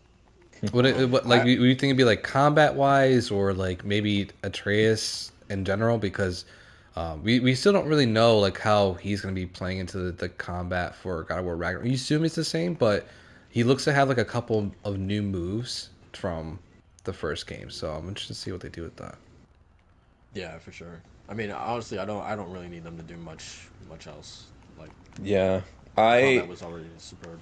what I would want a little bit more of, because we saw a little bit of in the first God of War, is Kratos being the ghost of Sparta a little bit more in terms of his rage, and like the dragon scene or him beating up Balder, like a whole sequence just dedicated to him being like, man, it's been a while since I've like let it all out. You know what I mean? Like, I don't think that's him anymore though. but That's the the thing thing. is, like, he still has that anger in him. Like, Right. that's never gonna leave him. But it's an But absolute it's an absolute like last resort. He never like at this point in his life he never wants to do that. So right, like yeah, it has to be like the only like conceivable like obviously when his son comes in danger that he will bring that out. So exactly. like I could see like if Thor is beating the shit out of like a Atreus or something, and I could definitely see like that coming out or something. And that, I mean, that's the thing, because he established, I'm your monster no longer to Athena. So he still acknowledges he's a monster, but he's not the same monster. So, different animal, or different beast, same kind of animal, same animal, different kind of beast, whatever. Him unleashing that wrath, but in a good way, like, instead of doing it because he can do it because you need to. You know what I I mean? mean, look at his last conversation with Freya before she walks off with Boulder's body. She's like something along the lines of like you're a monster who's just like passing along his ways. You'll never change. And Kratos says, "Then you don't know me." Yeah. So yeah, No, yeah, that speaks volumes to, because again, it's the intention, it's the context behind the reasons why he does what he does, and yeah, I don't want, again, this is not me asking for an Apollo situation or a Helios situation. I don't want this man to rip someone's head off and use it as a lantern. That's not what I want. What I want is for another high octane scene, and I think the fight with Thor would be like an amazing demonstration of it. But him side to side with Atreus would be phenomenal. Again, like he did with the Belder, yeah, that'd be cool. or Atreus on his own. Maybe he's like capable enough where he can hang on his own. I doubt it, but maybe Yeah, but we'll see. that's God of War Ragnarok. Um, Very excited to see more, man. Yeah, I'm curious to see when that's gonna happen. Yes, Because sir. yeah, we're in a bit of a drought, a big ass drought right now. So much so, man, that I saw Skill Up review Ghostwire Tokyo. I was like, God damn, dude, we must be grasping us or scooping like the bottom of the barrel right now, man. Sheesh. Yeah. Um, but yeah, man. So let us talk about Amy Hennig. She's back, and weirdly enough, man, I wasn't expecting her to. I don't know if you guys did, but she is working on Star Wars again. I guess my line of thinking was that like the last project just burned her so bad, right? I mean, it ended up in literally like the closure of the studio that she was like leading. So I would have assumed that there's some kind of like bad like aura around that property maybe associated with Star Wars and her. But apparently not. She's working on another Star Wars project. So I don't know if there was Yeah. much else really said about this, or are you guys excited or what? More Star Wars. Oh, gee. Oh, golly, old gar. I don't know, man. Macho, do you have do you have a take on the Star Wars? No, but I mean, the fact that we're getting so many Star Wars games is kind of exciting. Yeah, And the fact that they are single player adventures that it seems like when it comes to Star Wars, they're really taking the let's get everything and let's get all the ideas and kind of throw them onto the wall and see if they stick kind of vibe to it. We get that with yeah, the Mandalorian, where that's really great. You know, the Bad Batch was awesome. The final season of Clone Wars is amazing, and then you have like the new trilogy that kind of like it's neither here or there. It's kind of just there. um, but then when it comes to the games, though, Jedi Fallen Order was just immaculate. I love that game, especially really good. especially bringing in Cal Kestis, who's I think they set up a really great period of time for that character to kind of do his thing, and it's really interesting to see how that all plays out, especially the new characters that come in. That priestess from what was it, Dartmoor or something like that? I forgot her name. No idea. Yeah, there's this priest that you befriend on there that's from that planet or something like that. But man, she's waifu. And regardless, Okay. yeah. So that was really great. And then when it comes to like the other stuff that Star Wars been putting us, been really cool to see. So it's besides the Quantic Dream game that's coming out in 2028. But whatever Amy Hennig is gonna do, I'm excited because it might envelop what they're working on before, which is kind of like this sort of Jango Fett / Han Solo adventure. I think that'd be really cool, bringing different flavor to like Star Wars games. So I'm interested to see what they do with that. But if it's something completely new, then I think that's more plausible. But either way, I think it's pretty cool. But yeah, not really much Yeah. really to go on by that. Really, just it was kind of just announced and then that's it. So Whenever I hear, because I think, who is it? Is it Ubisoft that's making also a Star Wars games? Yeah, I think Someone. so. Whenever I hear like Star Wars, I don't get me wrong. I love the whole like lightsaber aspect of it, the royal family, the Skywalkers. That was all fantastic. But I'm really appreciating like how Mando went more into the nitty gritty, underworld of Star Wars and how, hey man, we don't have the power within us, so we kind of like we have to like fend for ourselves, and it's tough on the streets of all the planets as they go to. I really wouldn't mind if this game is more different like that. It's more in the lines of exploring just corners of the galaxy that we really haven't explored. Because there's so much, dude. Star Wars, it's such a massive universe.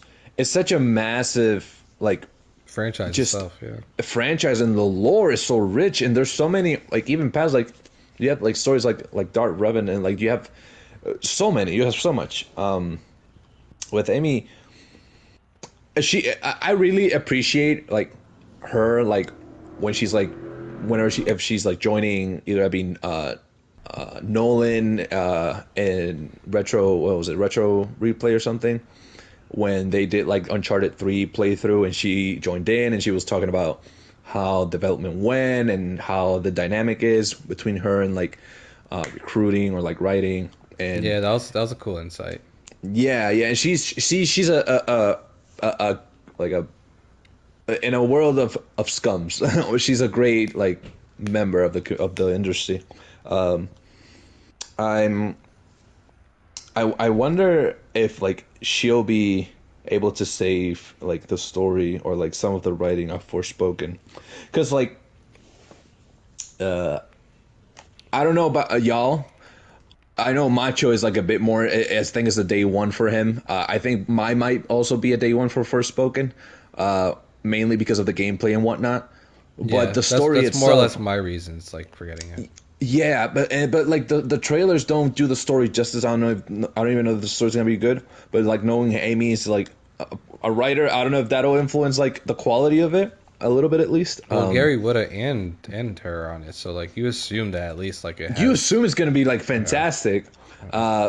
It's all about direction. It's all about direction and True. like where that goes. Very true. But man, yeah, Amy. I mean, it's a name that's it's tasteful. It's nice. It's nice to hear Amy being involved in such a big property. I agree. So I agree. Yeah, especially when it comes to Star Wars, there's so much rich factors to it. and Yeah, things that for go on sure. that are not just lightsabers and stuff like that. But you know, that's the stuff that fascinates me the most. Like, because I grew up with the prequel trilogy, so I'm really interested in kind of like the politics of all that nature and stuff like that, because that was like the high time of the Jedi stuff like that, and to see that kind of crumbling down, it's like so sad. But at the same time, Yeah, it's also like a rightful justice because of all like the subjugations they've done. So it's really cool to see that, and to kind of have like other like aspects of that lore with like the old Republic and Darth Plagueis and all that kind of stuff. It's really interesting stuff that just hasn't really been tapped in other mediums. So it'd be cool to see that. for sure. Yeah, good Yeah, news. It's good. It's good to hear.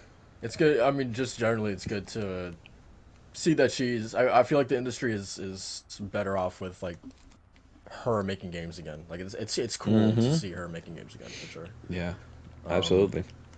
so yeah, I mean, really not much else to say. I do agree with the point that Macho brought up, is that I do hope that this is more in line with what she was doing originally at EA, in terms of more underworld sort of criminal sort of storyline that she was doing, like the bounty hunter thing that she was doing back at Visceral. I hope it's a Star Wars game like that, and not another Jedi versus Sith kind of thing. I Yeah. wouldn't be completely opposed to that, but I really love more criminal underworld stuff in Star Wars more than anything. Yeah, Um, for sure. but yeah, man. Um, so next, let's talk about. You guys want to talk about ads? Oh boy. Sure. Let's do it. Uh, We even went over this on my daytime job, so it was oh really? interesting. Yeah. Yeah. It's mostly because it was a like a topic of conversation on the newscast, not really like some in the newsroom, but just like we definitely had it in the news, which is pretty interesting. So yeah, so I mean, basically the gist of this is that both Sony and Microsoft are having discussions about ads in free-to-play games, um, and I think that the plan is to have this out by the end of 2022. Um, so obviously this fucking sucks.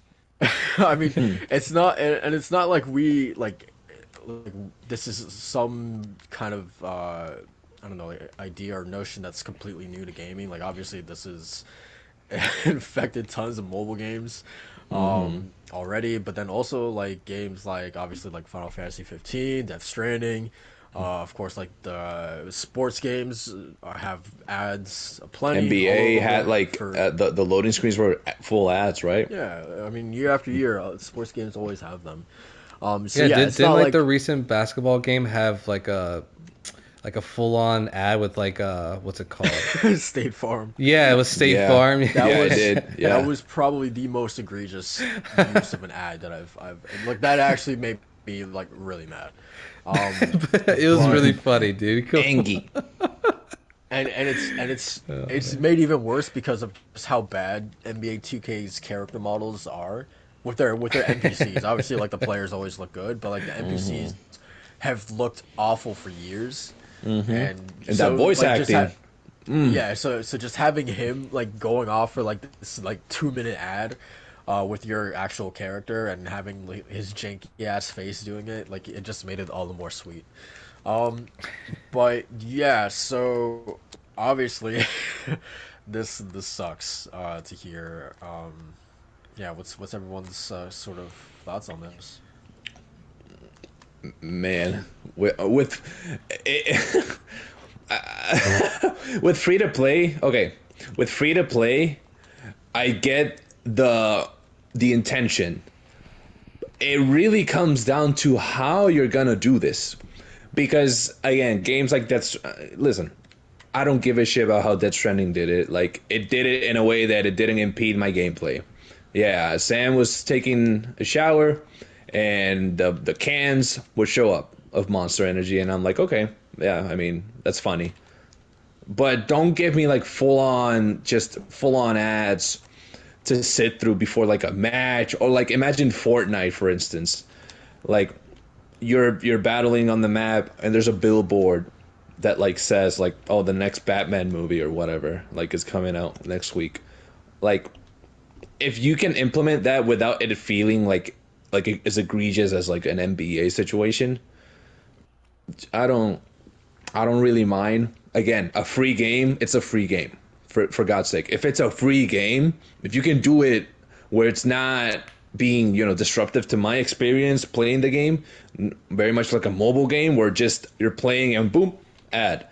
Like that's unacceptable. I think that one's unacceptable. But a paid game, that's where it starts to get a bit more, all right, what's going on? Like, either have the funding for this or don't even do the game, but you're gonna like make me waste time watching an ad during my downtime, during my hobby, during when I'm not even focusing on work, when I'm focusing on mass consumerism. You're gonna put this in front of me when I'm trying to take a fucking hour off.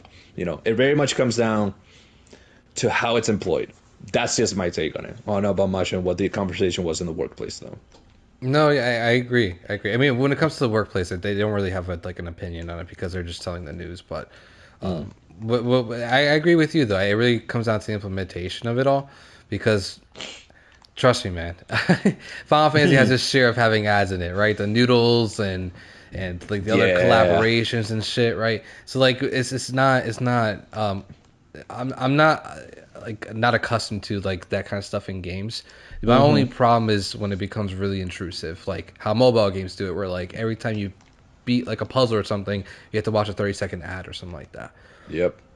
Obviously that stuff is very egregious. I don't think it really gets to that point, mostly because I don't really play free-to-play games, so it feels like if they are going to do something like that, it wouldn't really interrupt your gameplay flow. Maybe something like Fortnite, right? They'll probably just have like billboards for Coca-Cola or some shit like that.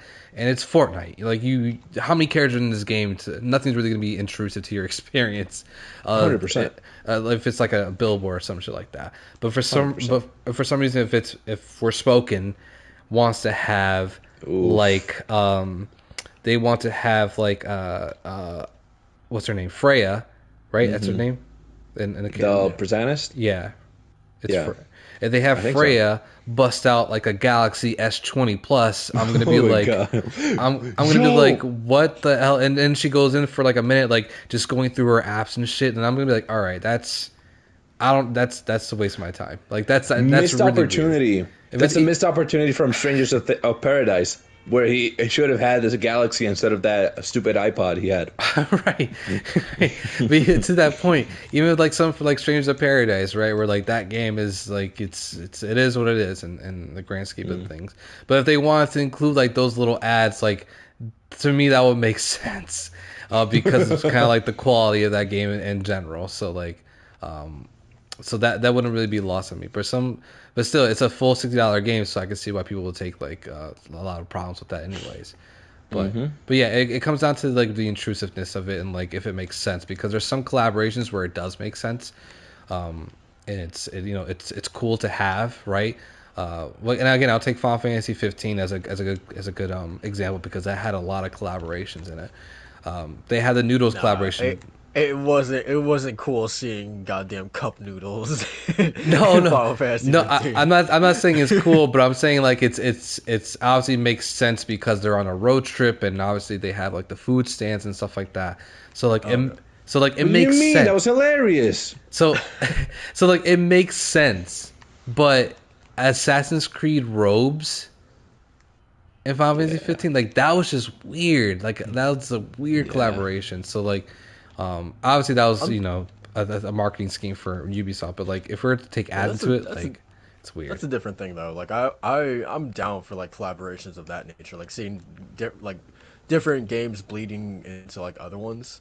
I think is always like cool and welcome. I wish games would do that more often, but they are with NFTs. Yeah, it's just stuff like that that just kind of like throws me off. Like if it makes sense, then sure, but like when it comes to ads and stuff like that, as long as it's not intrusive, then I really don't care. I can easily ignore it. Yeah.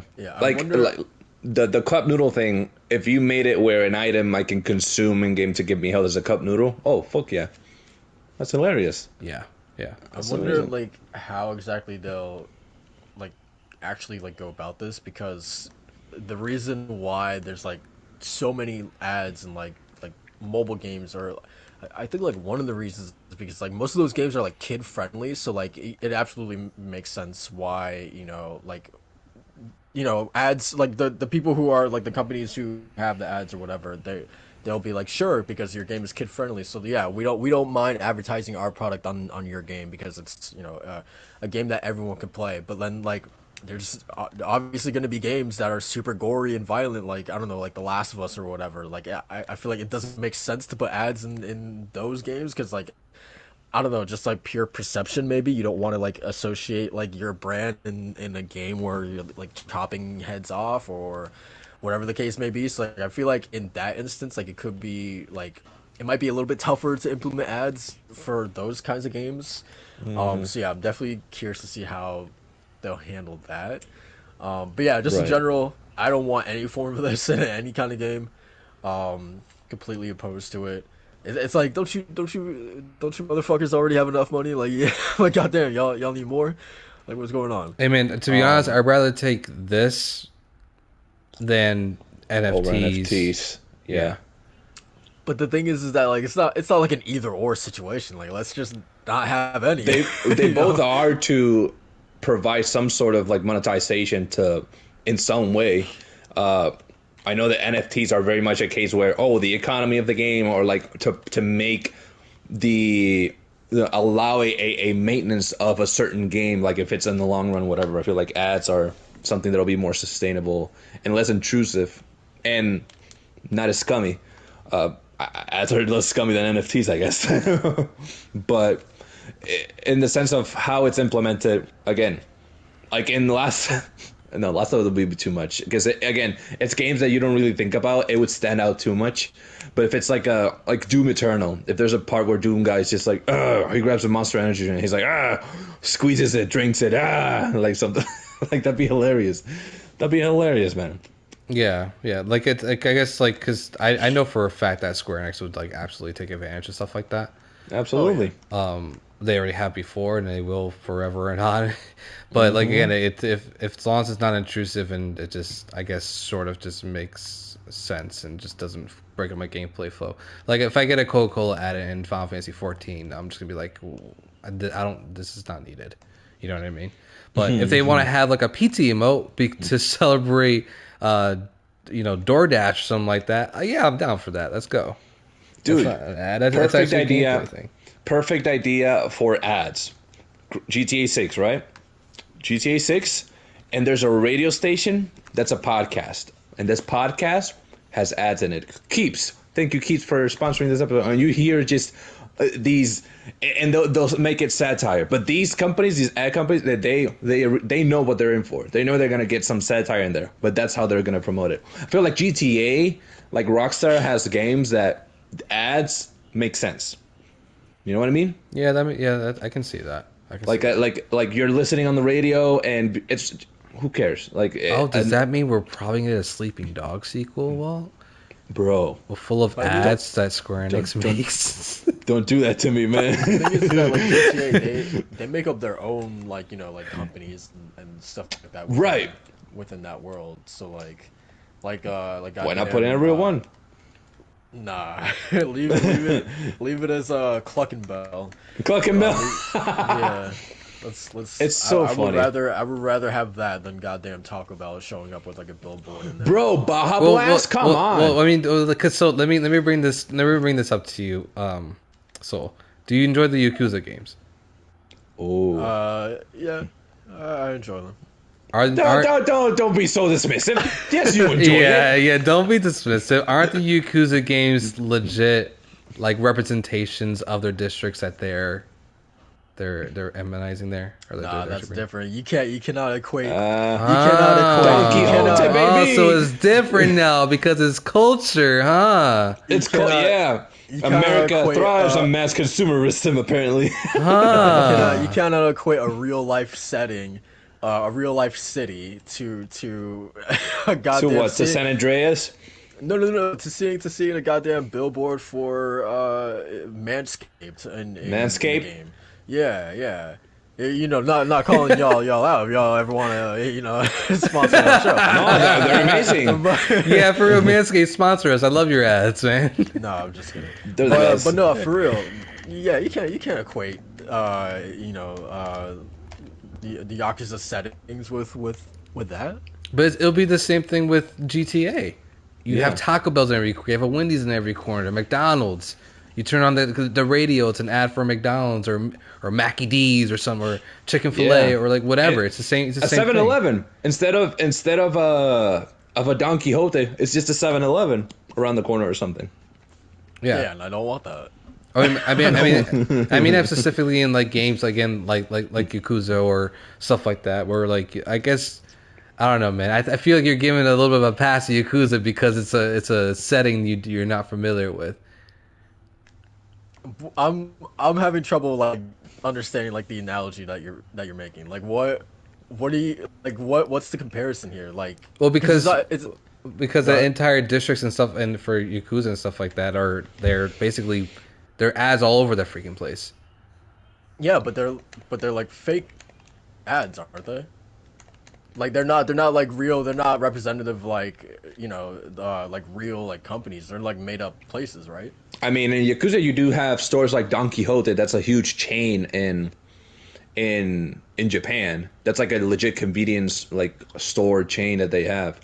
I see. And if I knew about that, I would have been annoyed. Right, but it's again. Then this goes to the fact that did it disrupt your experience? It would be in the back of my mind if I knew about it. Like if there was like a goddamn if in GTA that there was a 7-Eleven Right. that you go to or something like that. Like, oh, come inside to 7-Eleven. We got Yeah. everything you need. It's just like it takes me out. I play these games primarily to escape. Okay. To escape from the real world. I don't want to be Okay. reminded of goddamn places that are right down the block from me. Yeah, or the yes. 4 for 4 deal at Wendy's.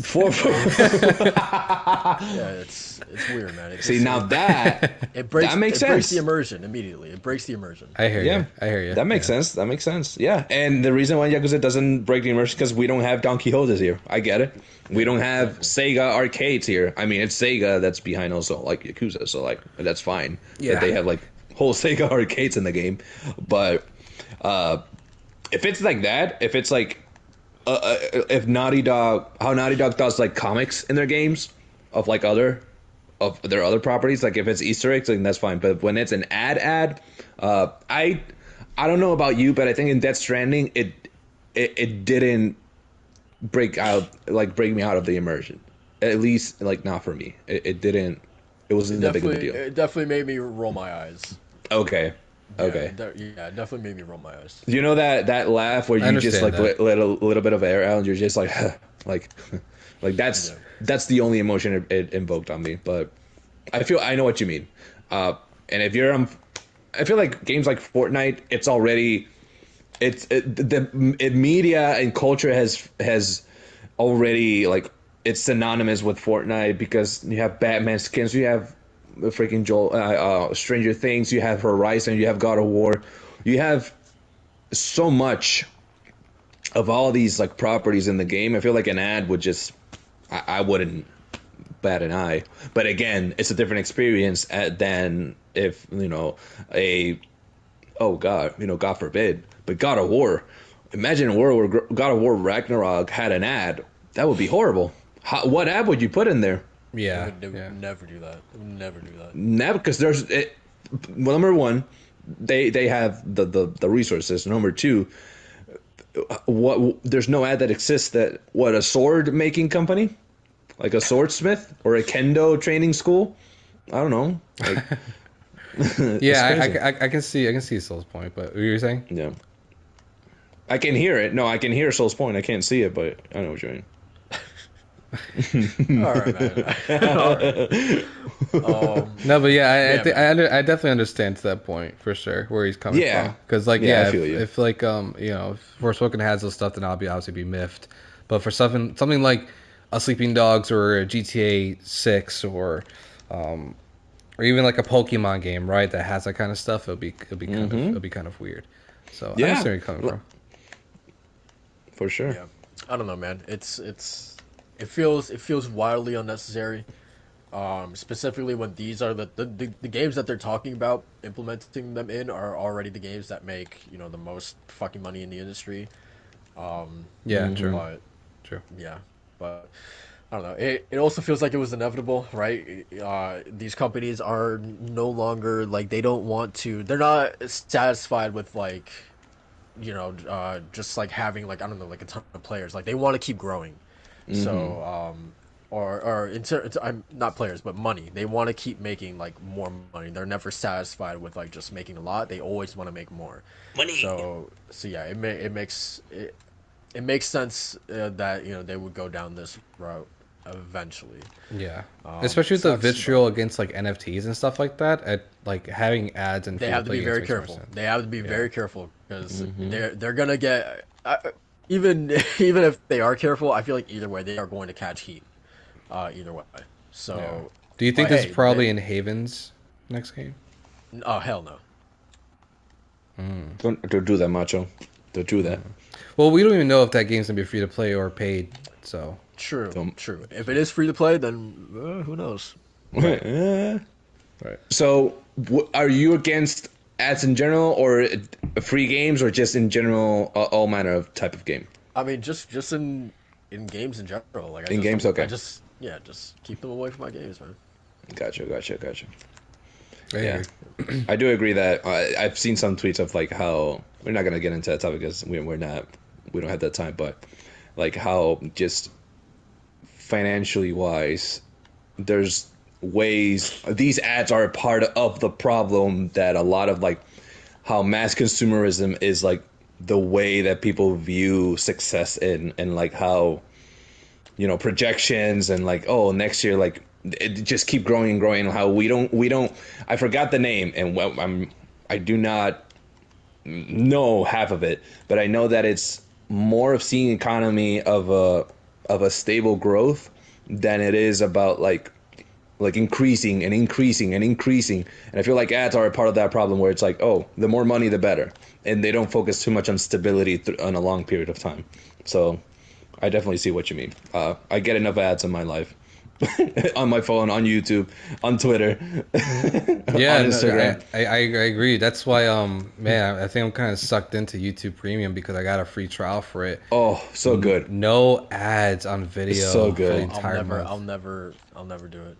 I Never that's do it. dude. That's what I said. I got the free trials. Let me just try it. Fuck, So I watch man. a lot of podcasts. I watch a lot of like really gaming videos and music videos and stuff like that. So I try it out, man. I don't know if I can go back. It's gonna be I tough getting know all those it. damn ads again. It's brutal. The ads are absolutely fucking brutal on YouTube They now. really I are. I've never remembered them being as bad as they are now. Um, but hey, man, I'm not giving them any fucking money. Yeah, So, I hear you. I hear you. Yeah. but speaking of that, Netflix they're thinking of putting ads into their service now as well. I don't know if you guys saw, but they lost something like what, close to two hundred 30%. thousand subscribers within like their last earnings call or whatever. Yeah. They And then they're the stock dropped like 30%. that too, and then they're forecasting that they're gonna lose something like 2 million subs within the next year. Um, That's crazy. so yeah, I mean, I wanted to talk to you guys about that as well. I mean, in my mind, this is definitely due to like just like the rise in competition, more than anything, right? I mean, we have like the emergence of HBO Max now. Um, there's things like what Peacock out there as well. Hulu, I've always enjoyed Hulu. It's always been pretty good. Of course, Disney Plus. Um, so yeah, I mean, do you guys? I'm curious. Like, do you guys use sort of like in the pantheon of like subscription services? Like, where does Netflix like stand for you in terms of like time? Like, do you guys spend a lot of time on there? Is this something you guys have noticed you've been using less and less in favor of other subscription services, or what? Yeah, are you guys contributing to the problem? Like, what do you think about Netflix like overall? Yeah, as far as me, I feel like I use them pretty generously between my Disney Plus, HBO Max. We have Hulu as well. We got Peacock recently. I use them all pretty generously, but I say like out of all of them, obviously Disney Plus is my favorite because it has all my childhood shows and stuff I used to watch, and all the movies and all the new content that comes out from Marvel and Disney as well. I really enjoy. Um, and then yeah, I would say Netflix is probably like top three, top two at least, because HBO Max falls is starting to get better and better for me, especially with all the DC content and stuff like that. I feel like they have really good stuff, good curated amount of movies. And then when it comes to Netflix, I couldn't really give a shit about their movies.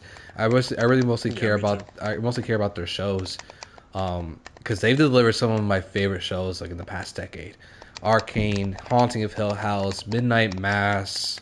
Um, Someone's tapping vigorously over there. That's not me. I'm on my phone.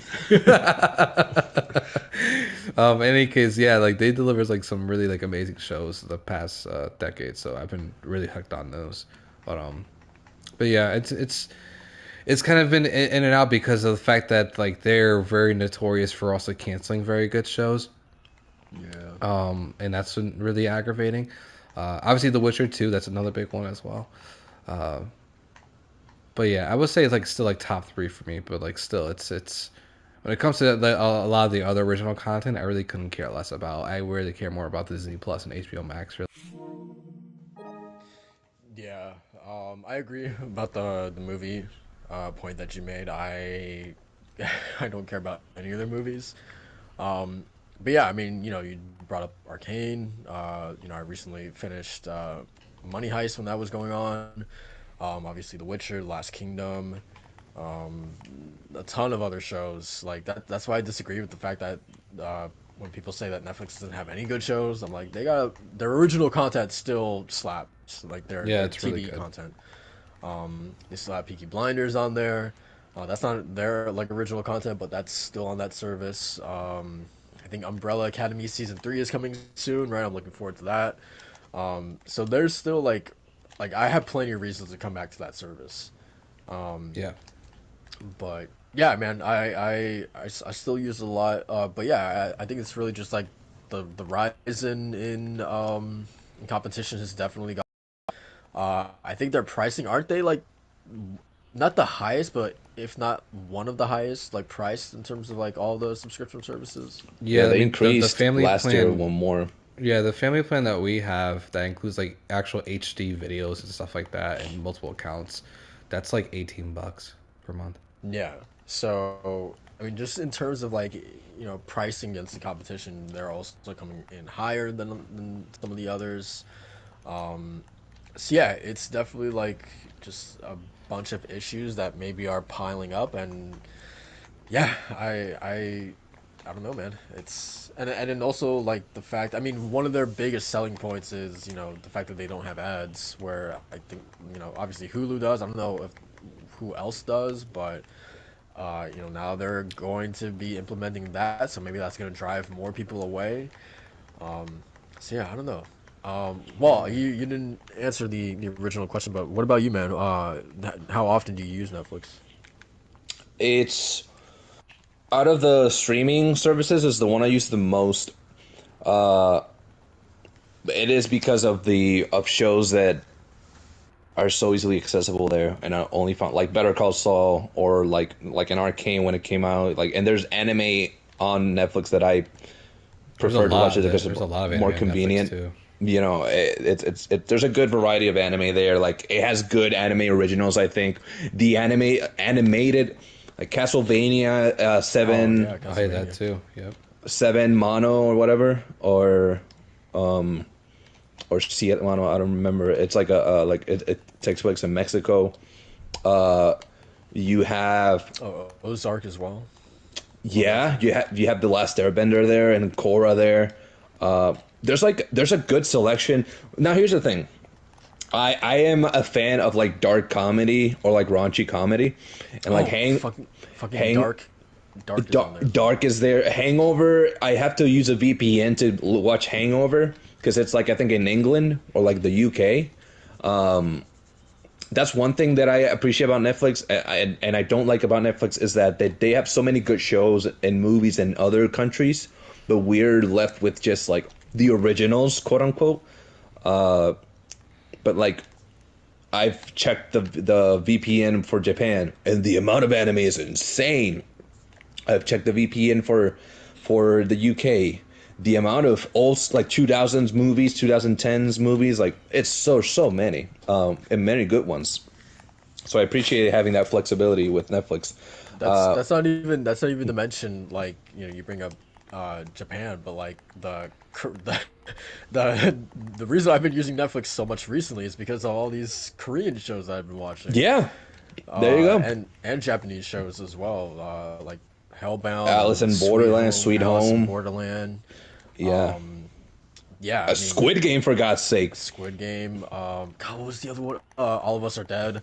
All of us, yeah. The zombie one, Yeah, yeah. yeah. So, I mean, just all of that is yeah the biggest why I'm still using this service.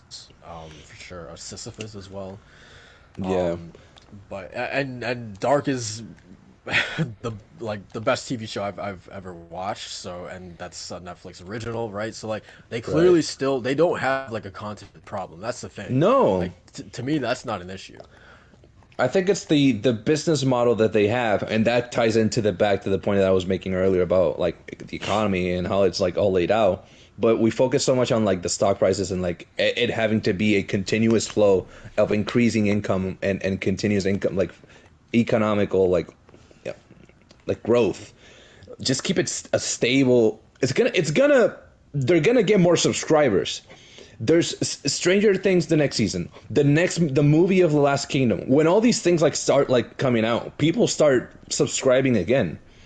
Like it's a seasonal thing. Like for Squid Game, I bet they had an increase in subscribe. People were like, "Oh my god, big time. I want to watch that series." Subscribe. Yeah, You that's know, one of their biggest shows in like. it was the biggest show for that time, like in the world. Like it very much is. They have to view it in the sense that it's a seasonal situation. It very much depends on what people are watching. Focus on what people. They don't have a content like lusting like situation. They don't really they don't lack content. They really don't. They have enough kid show, adult show, dramas, horror. I mean horror. You know who even makes a good horror movie nowadays? I know Haunting of Hill House is good. The Sabrina show. Oh yeah, I forgot about that. Yeah, like Netflix is a gold mine. I just think it's the business model that they have, that they're focusing too much on like too much growth at a time, continuous forever, and I don't think that's healthy. I mean, I'm talking out my ass. I don't know like the logistics of it or how it's even employed, but I don't see a problem with Netflix itself. I think it's just the behind the scenes situation. But then you have streaming services, you know, to the point that you asked. Netflix is probably my number one. Close behind it is Amazon Prime, like Prime Video. It's because Prime Video has so many ways for you to like access movies that even if it's not there, I can just buy it and have it there forever. Like for instance, I would get Peacock just for Parks and Rec, but why not just buy all the seasons on Amazon Prime and never have to like get Peacock ever? Yep. You know what I mean? That's exactly what I do. And I even think- and just like I've had so many instances where like I look for a show on Netflix and it's not there, and then I just search it on Amazon and it's like, yeah, you can go ahead and buy an episode for like Yeah. $2, and yeah, I just end And up then you doing have it that. forever. Yeah. And that's beautiful. I think that's beautiful. And Amazon continues to thrive in that sense where they'll have almost every dude. There's Hispanic shows that I watched when I was it's like a kid, like even Rebelde. Like there's all these novelas that you can like just purchase seasons of and get them. Like it's insane. So I really appreciate Prime Video. It's interesting because we see like, you know, there's the implementation of ads and whatnot, but then you have Crunchyroll that's like, how about we just take that whole tier off? Because they took the free ad supported version of Crunchyroll. I think it's gonna like cease, or Yeah, it I just saw ceased. that. Yeah. So you're gonna have to get a subscription with Crunchyroll to watch it, what does that say about like the business? It very much comes down to how you approach the streaming service that you are handling. Look at Disney. I think Disney's the one that they have income coming from different sources, like revenue from different sources. That Disney Plus is not gonna. It's not gonna falter. What like the first month they had like 1 million subscribers. Like they had so many subscribers when they first launched, and they were they were lacking a lot of shows. And Well, but now it's like original content. They had like a lot. original content, like but now it's like Disney can just we won't put that show yet. Now, okay, put it now. Subscribers, boom. Don't put that show yet. Okay, put it now. Subscribers, boom. It very much is a continuous flow. So I'd say Netflix, Prime, and Disney Plus. Those might be like the biggest ones right now for me. And HBO, like it's growing on me. It really is. I'm able to watch the first 4 seasons of Game of Thrones and nothing else. Yeah, I really man. appreciate To me, that DC content is like so prime. It's so good what they're doing with that. For the sure. variety of it. But yeah, I mean, these fucking pigs, man. And exclusive movies like the Batman, like they show up on that streaming service like a few weeks after it comes out, which is awesome. Yeah, for sure. I mean, you guys are kind of selling me on Prime though, because I didn't really see kind of a lot of the benefit besides like one or two shows that I would just dip in and out of, like The Boys, and I briefly watched Invincible and kind of dropped it afterwards. But the one thing that's gonna absolutely just and capture my attention and just I so much that I even joked to my fiance that we had to like it's postpone our wedding date. The Lord of the Rings series that's coming out on Amazon Oh, Prime. but true. Yeah. Yeah. So I mean, their original content is like, it feels like it's few and far between. right, yeah. But when they do come out, they're pretty good. I mean, I enjoyed the Wheel of Time, even though I think book readers hated it. But as someone who never read the books, I really enjoyed the Wheel of Time. Obviously, The Boys. Invincible, I really like. I really like haven't Invincible. seen that yet. It's really good. But I enjoyed The Wilds. That was like a that was like an almost like Lost type of show, but it was like Yeah. all like teenage girls. So it was like high school like drama, and I kind of like that shit. So The Expanse is there, right, The Expanse. Fuck yeah, The Expanse. dude.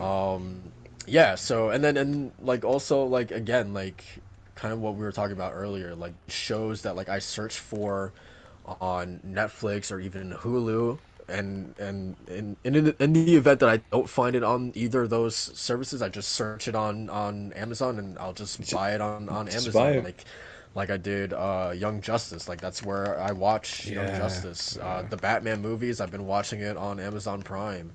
Um, like I said earlier, Watchmen. I forget where it was coming out originally, like week to week. I forgot what service, but I was watching it there. Then I watched like the first 2 episodes, and then for whatever reason stopped. And then like it was like a limited series, so they took it off of that subscription service. So now I'm just like paying for the episode, like by episode on Amazon Prime. So yeah, it's really nice to do. And then same thing, with just like really obscure movies. Yeah. There was a while back where like in preparation for like the book that I was writing, I was trying to like watch like just heist movies, and I don't think at the time there was like Ocean's 11 and The Italian Job were on Netflix or any of the subscription services that I had. So like I just looked them up on Amazon Prime, and they had both of them there for like, I don't know, like $3 or something. So I was like, yeah, sure, let's get it there. So yeah, it's definitely like a big like plus on Amazon Prime that you can do that. But yeah, I'm curious. I think the biggest thing and why I brought this up is that I'm curious if this will have like, does this sort of like, because we're definitely sort of like in the infancy of like subscription services on like the gaming side, but I wonder if this has like any sort of like, this is forecasting any future trouble that the gaming industry is going to have with subscription services. If there's just like a certain cap that these companies are going to reach and can't really exceed. Like once you hit this number, you can't really like get past. You can't really get past like, say, I don't know, like 50 million subscribers. I'm just curious if this spells like certain trouble for like what gaming companies are trying to do in that field.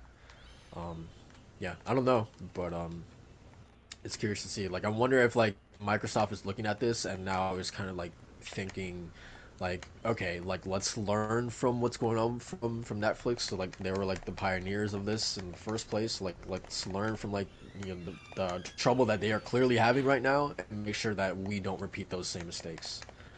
Um, Yeah, it's it's so it's kind of it's so different because the way games operate, it's like yeah, for so sure. different from how these TV shows and movies. So yeah, no, it's because I mean, obviously we know that Sony was really the one to come up with Gaikai service and have like a full on streaming service with games. But Microsoft it's just the one that's the most popular, obviously because of its features and stuff like that.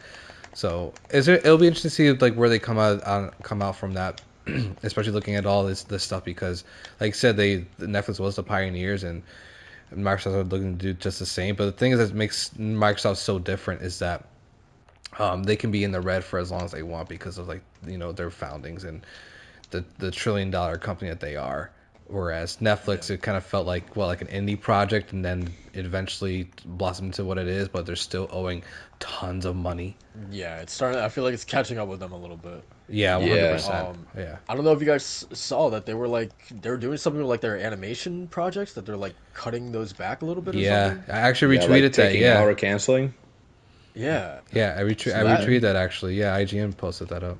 that fucking sucks. It Yeah, does. yeah.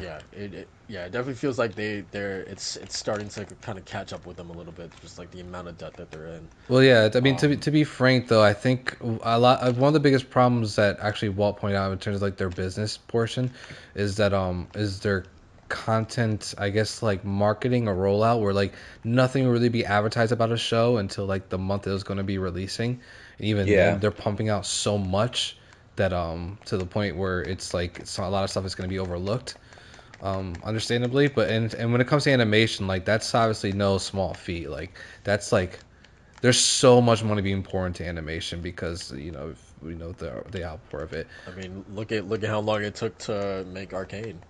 Yeah, even then we have Into the Spider Verse. I got delayed again until until 2023 and 2024. Both parts. Yeah. Yeah, and that's because of how long it takes and how much money it costs. So like, it does the cuts make sense? Sure, because in the grand scheme of things of like how they're produced, and then the part of the retention rate is just not there for the amount of work that goes into it. But regardless, it does suck because their animation stuff is really really good. Yeah. Yeah. I think I forgot the name of it, but I think Netflix made like the first ever like official for like 4K like anime short. Oh Like really? it was a short like few minutes of this there was no context. It was just like there was action, there was a lot of scenery, there was a lot of like there was a little story in it. But it was like true 4K. You could play it in 4K, like, and the frames were there, and the quality was there, and like that made me think like, oh, they could like full do, with the right budget, they could do a full on animated anime with in 4K. That would be insane. Yeah. Yeah, But it's really kind of like standing on like what IPs and franchise they can grab because Disney does a lot of those shorts, and yeah, they're starting doing a lot now with different properties, including the yeah, Star Wars one, the Star Wars Visions, where they visions, brought yeah, that was incredible.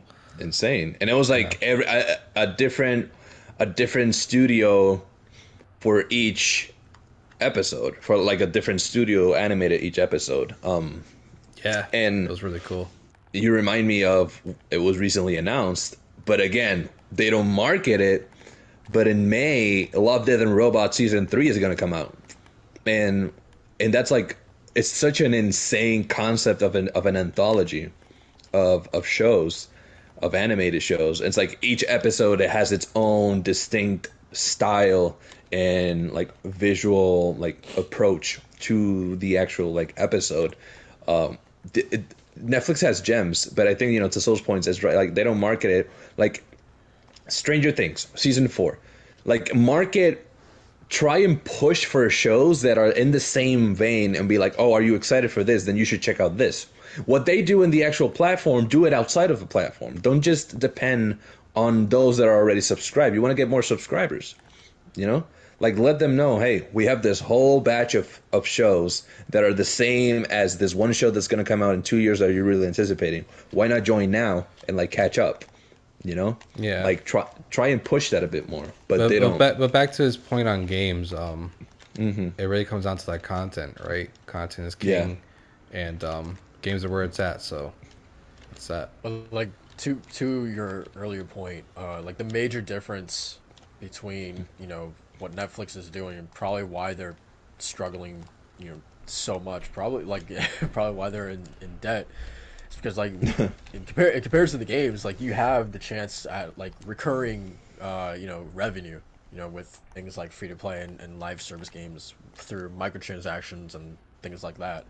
But with Netflix, when you click to watch a show or whatever, I don't know, you watch The Witcher or whatever, that it's not like you're paying for like, I don't know, like per episode or something like that.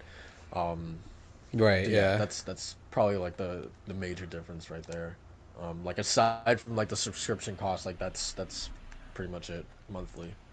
But with games, you have the subscription cost plus whatever money that you're making off of microtransactions. So yeah, it's interesting to see. I mean, I feel like the future of Netflix is going to be really, really, like, I'm curious to see how different it's going to be in, say, like the next 5 years. I will say it is very, very funny that people are posting up the memes of Blockbuster in heaven, looking down with a smile. I have not seen that, but that's funny. Yeah, I mean Redbox and Blockbuster, man, they were absolutely gutted by Netflix. So. Yeah. Remember when Netflix was a renting service? I was gonna say that. Yeah, you could rent out DVDs and shit. Yeah, I do remember that. That's crazy. Yeah, but yeah, man, that's gonna do it for the podcast this week. That's pretty much it in terms of topics. We actually went through all the topics that we announced. Yeah. Sometimes we leave one. Sometimes we leave one out. Yeah. It's no biggie. But yeah, guys, want to thank you guys for watching. Don't forget to like, comment, and subscribe. That would help us out a ton. Before we get out of here, we're gonna get started with some outros. Macho, why don't you kick things off for us? Yeah, man. I've been getting the bug to go out and actually embrace the social aspect now that kind of COVID's sort of calming down. Psych. Yeah, more or less. I mean, you guys, you guys are in hell right now. But for New York, it's like some cases are rising, but regardless, like there's still some form of caution, leniency. But yeah, me and the lady are gonna head out tonight, and I'm looking forward to it. Going to a new spot, new restaurant, so I won't be inside gaming all day. But regardless, yeah, I mean, when I am gonna be inside, it's gonna be Parasite Eve, finishing that up and jumping to Vagrant Story. I'm proud of myself. I actually got a schedule down for the Legend of Heroes series, since there's like 7 games out in total with 9, with another 3 incoming for the next 2 years. God. Yeah, so actually I finished Trails. I forgot to mention, I finished Trails in the Sky, and that was April's game. So May's game is going to be the second game.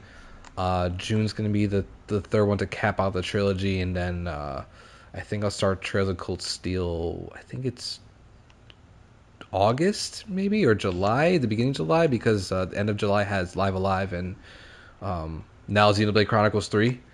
So, yes, sir. So looking forward to all that. But yeah, the next couple months for gaming are going to be really, really fun. And it's going to go back to some classics. It's going to continue my marathon for the Legend of Heroes series. So it's going to be a good gaming summer, and I'm excited. But other than that, yeah, I think that's it, man. Yeah, Xenoblade Chronicles 3 got moved up, which is super cool and exciting. It's actually kind of crazy to be honest, because from what I've heard, Soul and Walt, they actually rated the game a week after the announcement trailer, and Wow. usually when a game is rated, that's like it's done, like it's good to go. But then we learned earlier this week that Splatoon is actually released in September, so now it makes all sense. But yeah, Xenoblade Chronicles 3 comes out. Yeah, they announced that release date because they saw that article come out about them. Nintendo did. The I don't know if complaint one? yeah, the complaint one. Yeah. Yeah, did you actually see the meme that people were posting like in that Splatoon 3 announcement? It's like, yo, this is cool, bro, but we didn't forget about the employment accusations. Like, Yeah, I think they put out a statement, right? Nintendo did. did they? That's I- They I- surprising. denied it. Yeah, They denied it. Okay, I didn't see it at all. No. Yeah, Yeah, they're like we didn't do that shit. that's cap. That's cap. They literally sent out the press statement saying that's cap. That's cap. Yeah, they're just like, all right, y'all. We're Nintendo, okay? That's cap. even though there have been multiple employees since then who have been corroborating with that, saying that the people there were cool, but Nintendo of America itself was pretty shitty to work with and really Oh, stressful. so it's NOA. So it's specifically NOA then. Like, Yeah. That's interesting. Okay. I wonder if Kat and Krista talked about it. I gotta look to see if they did.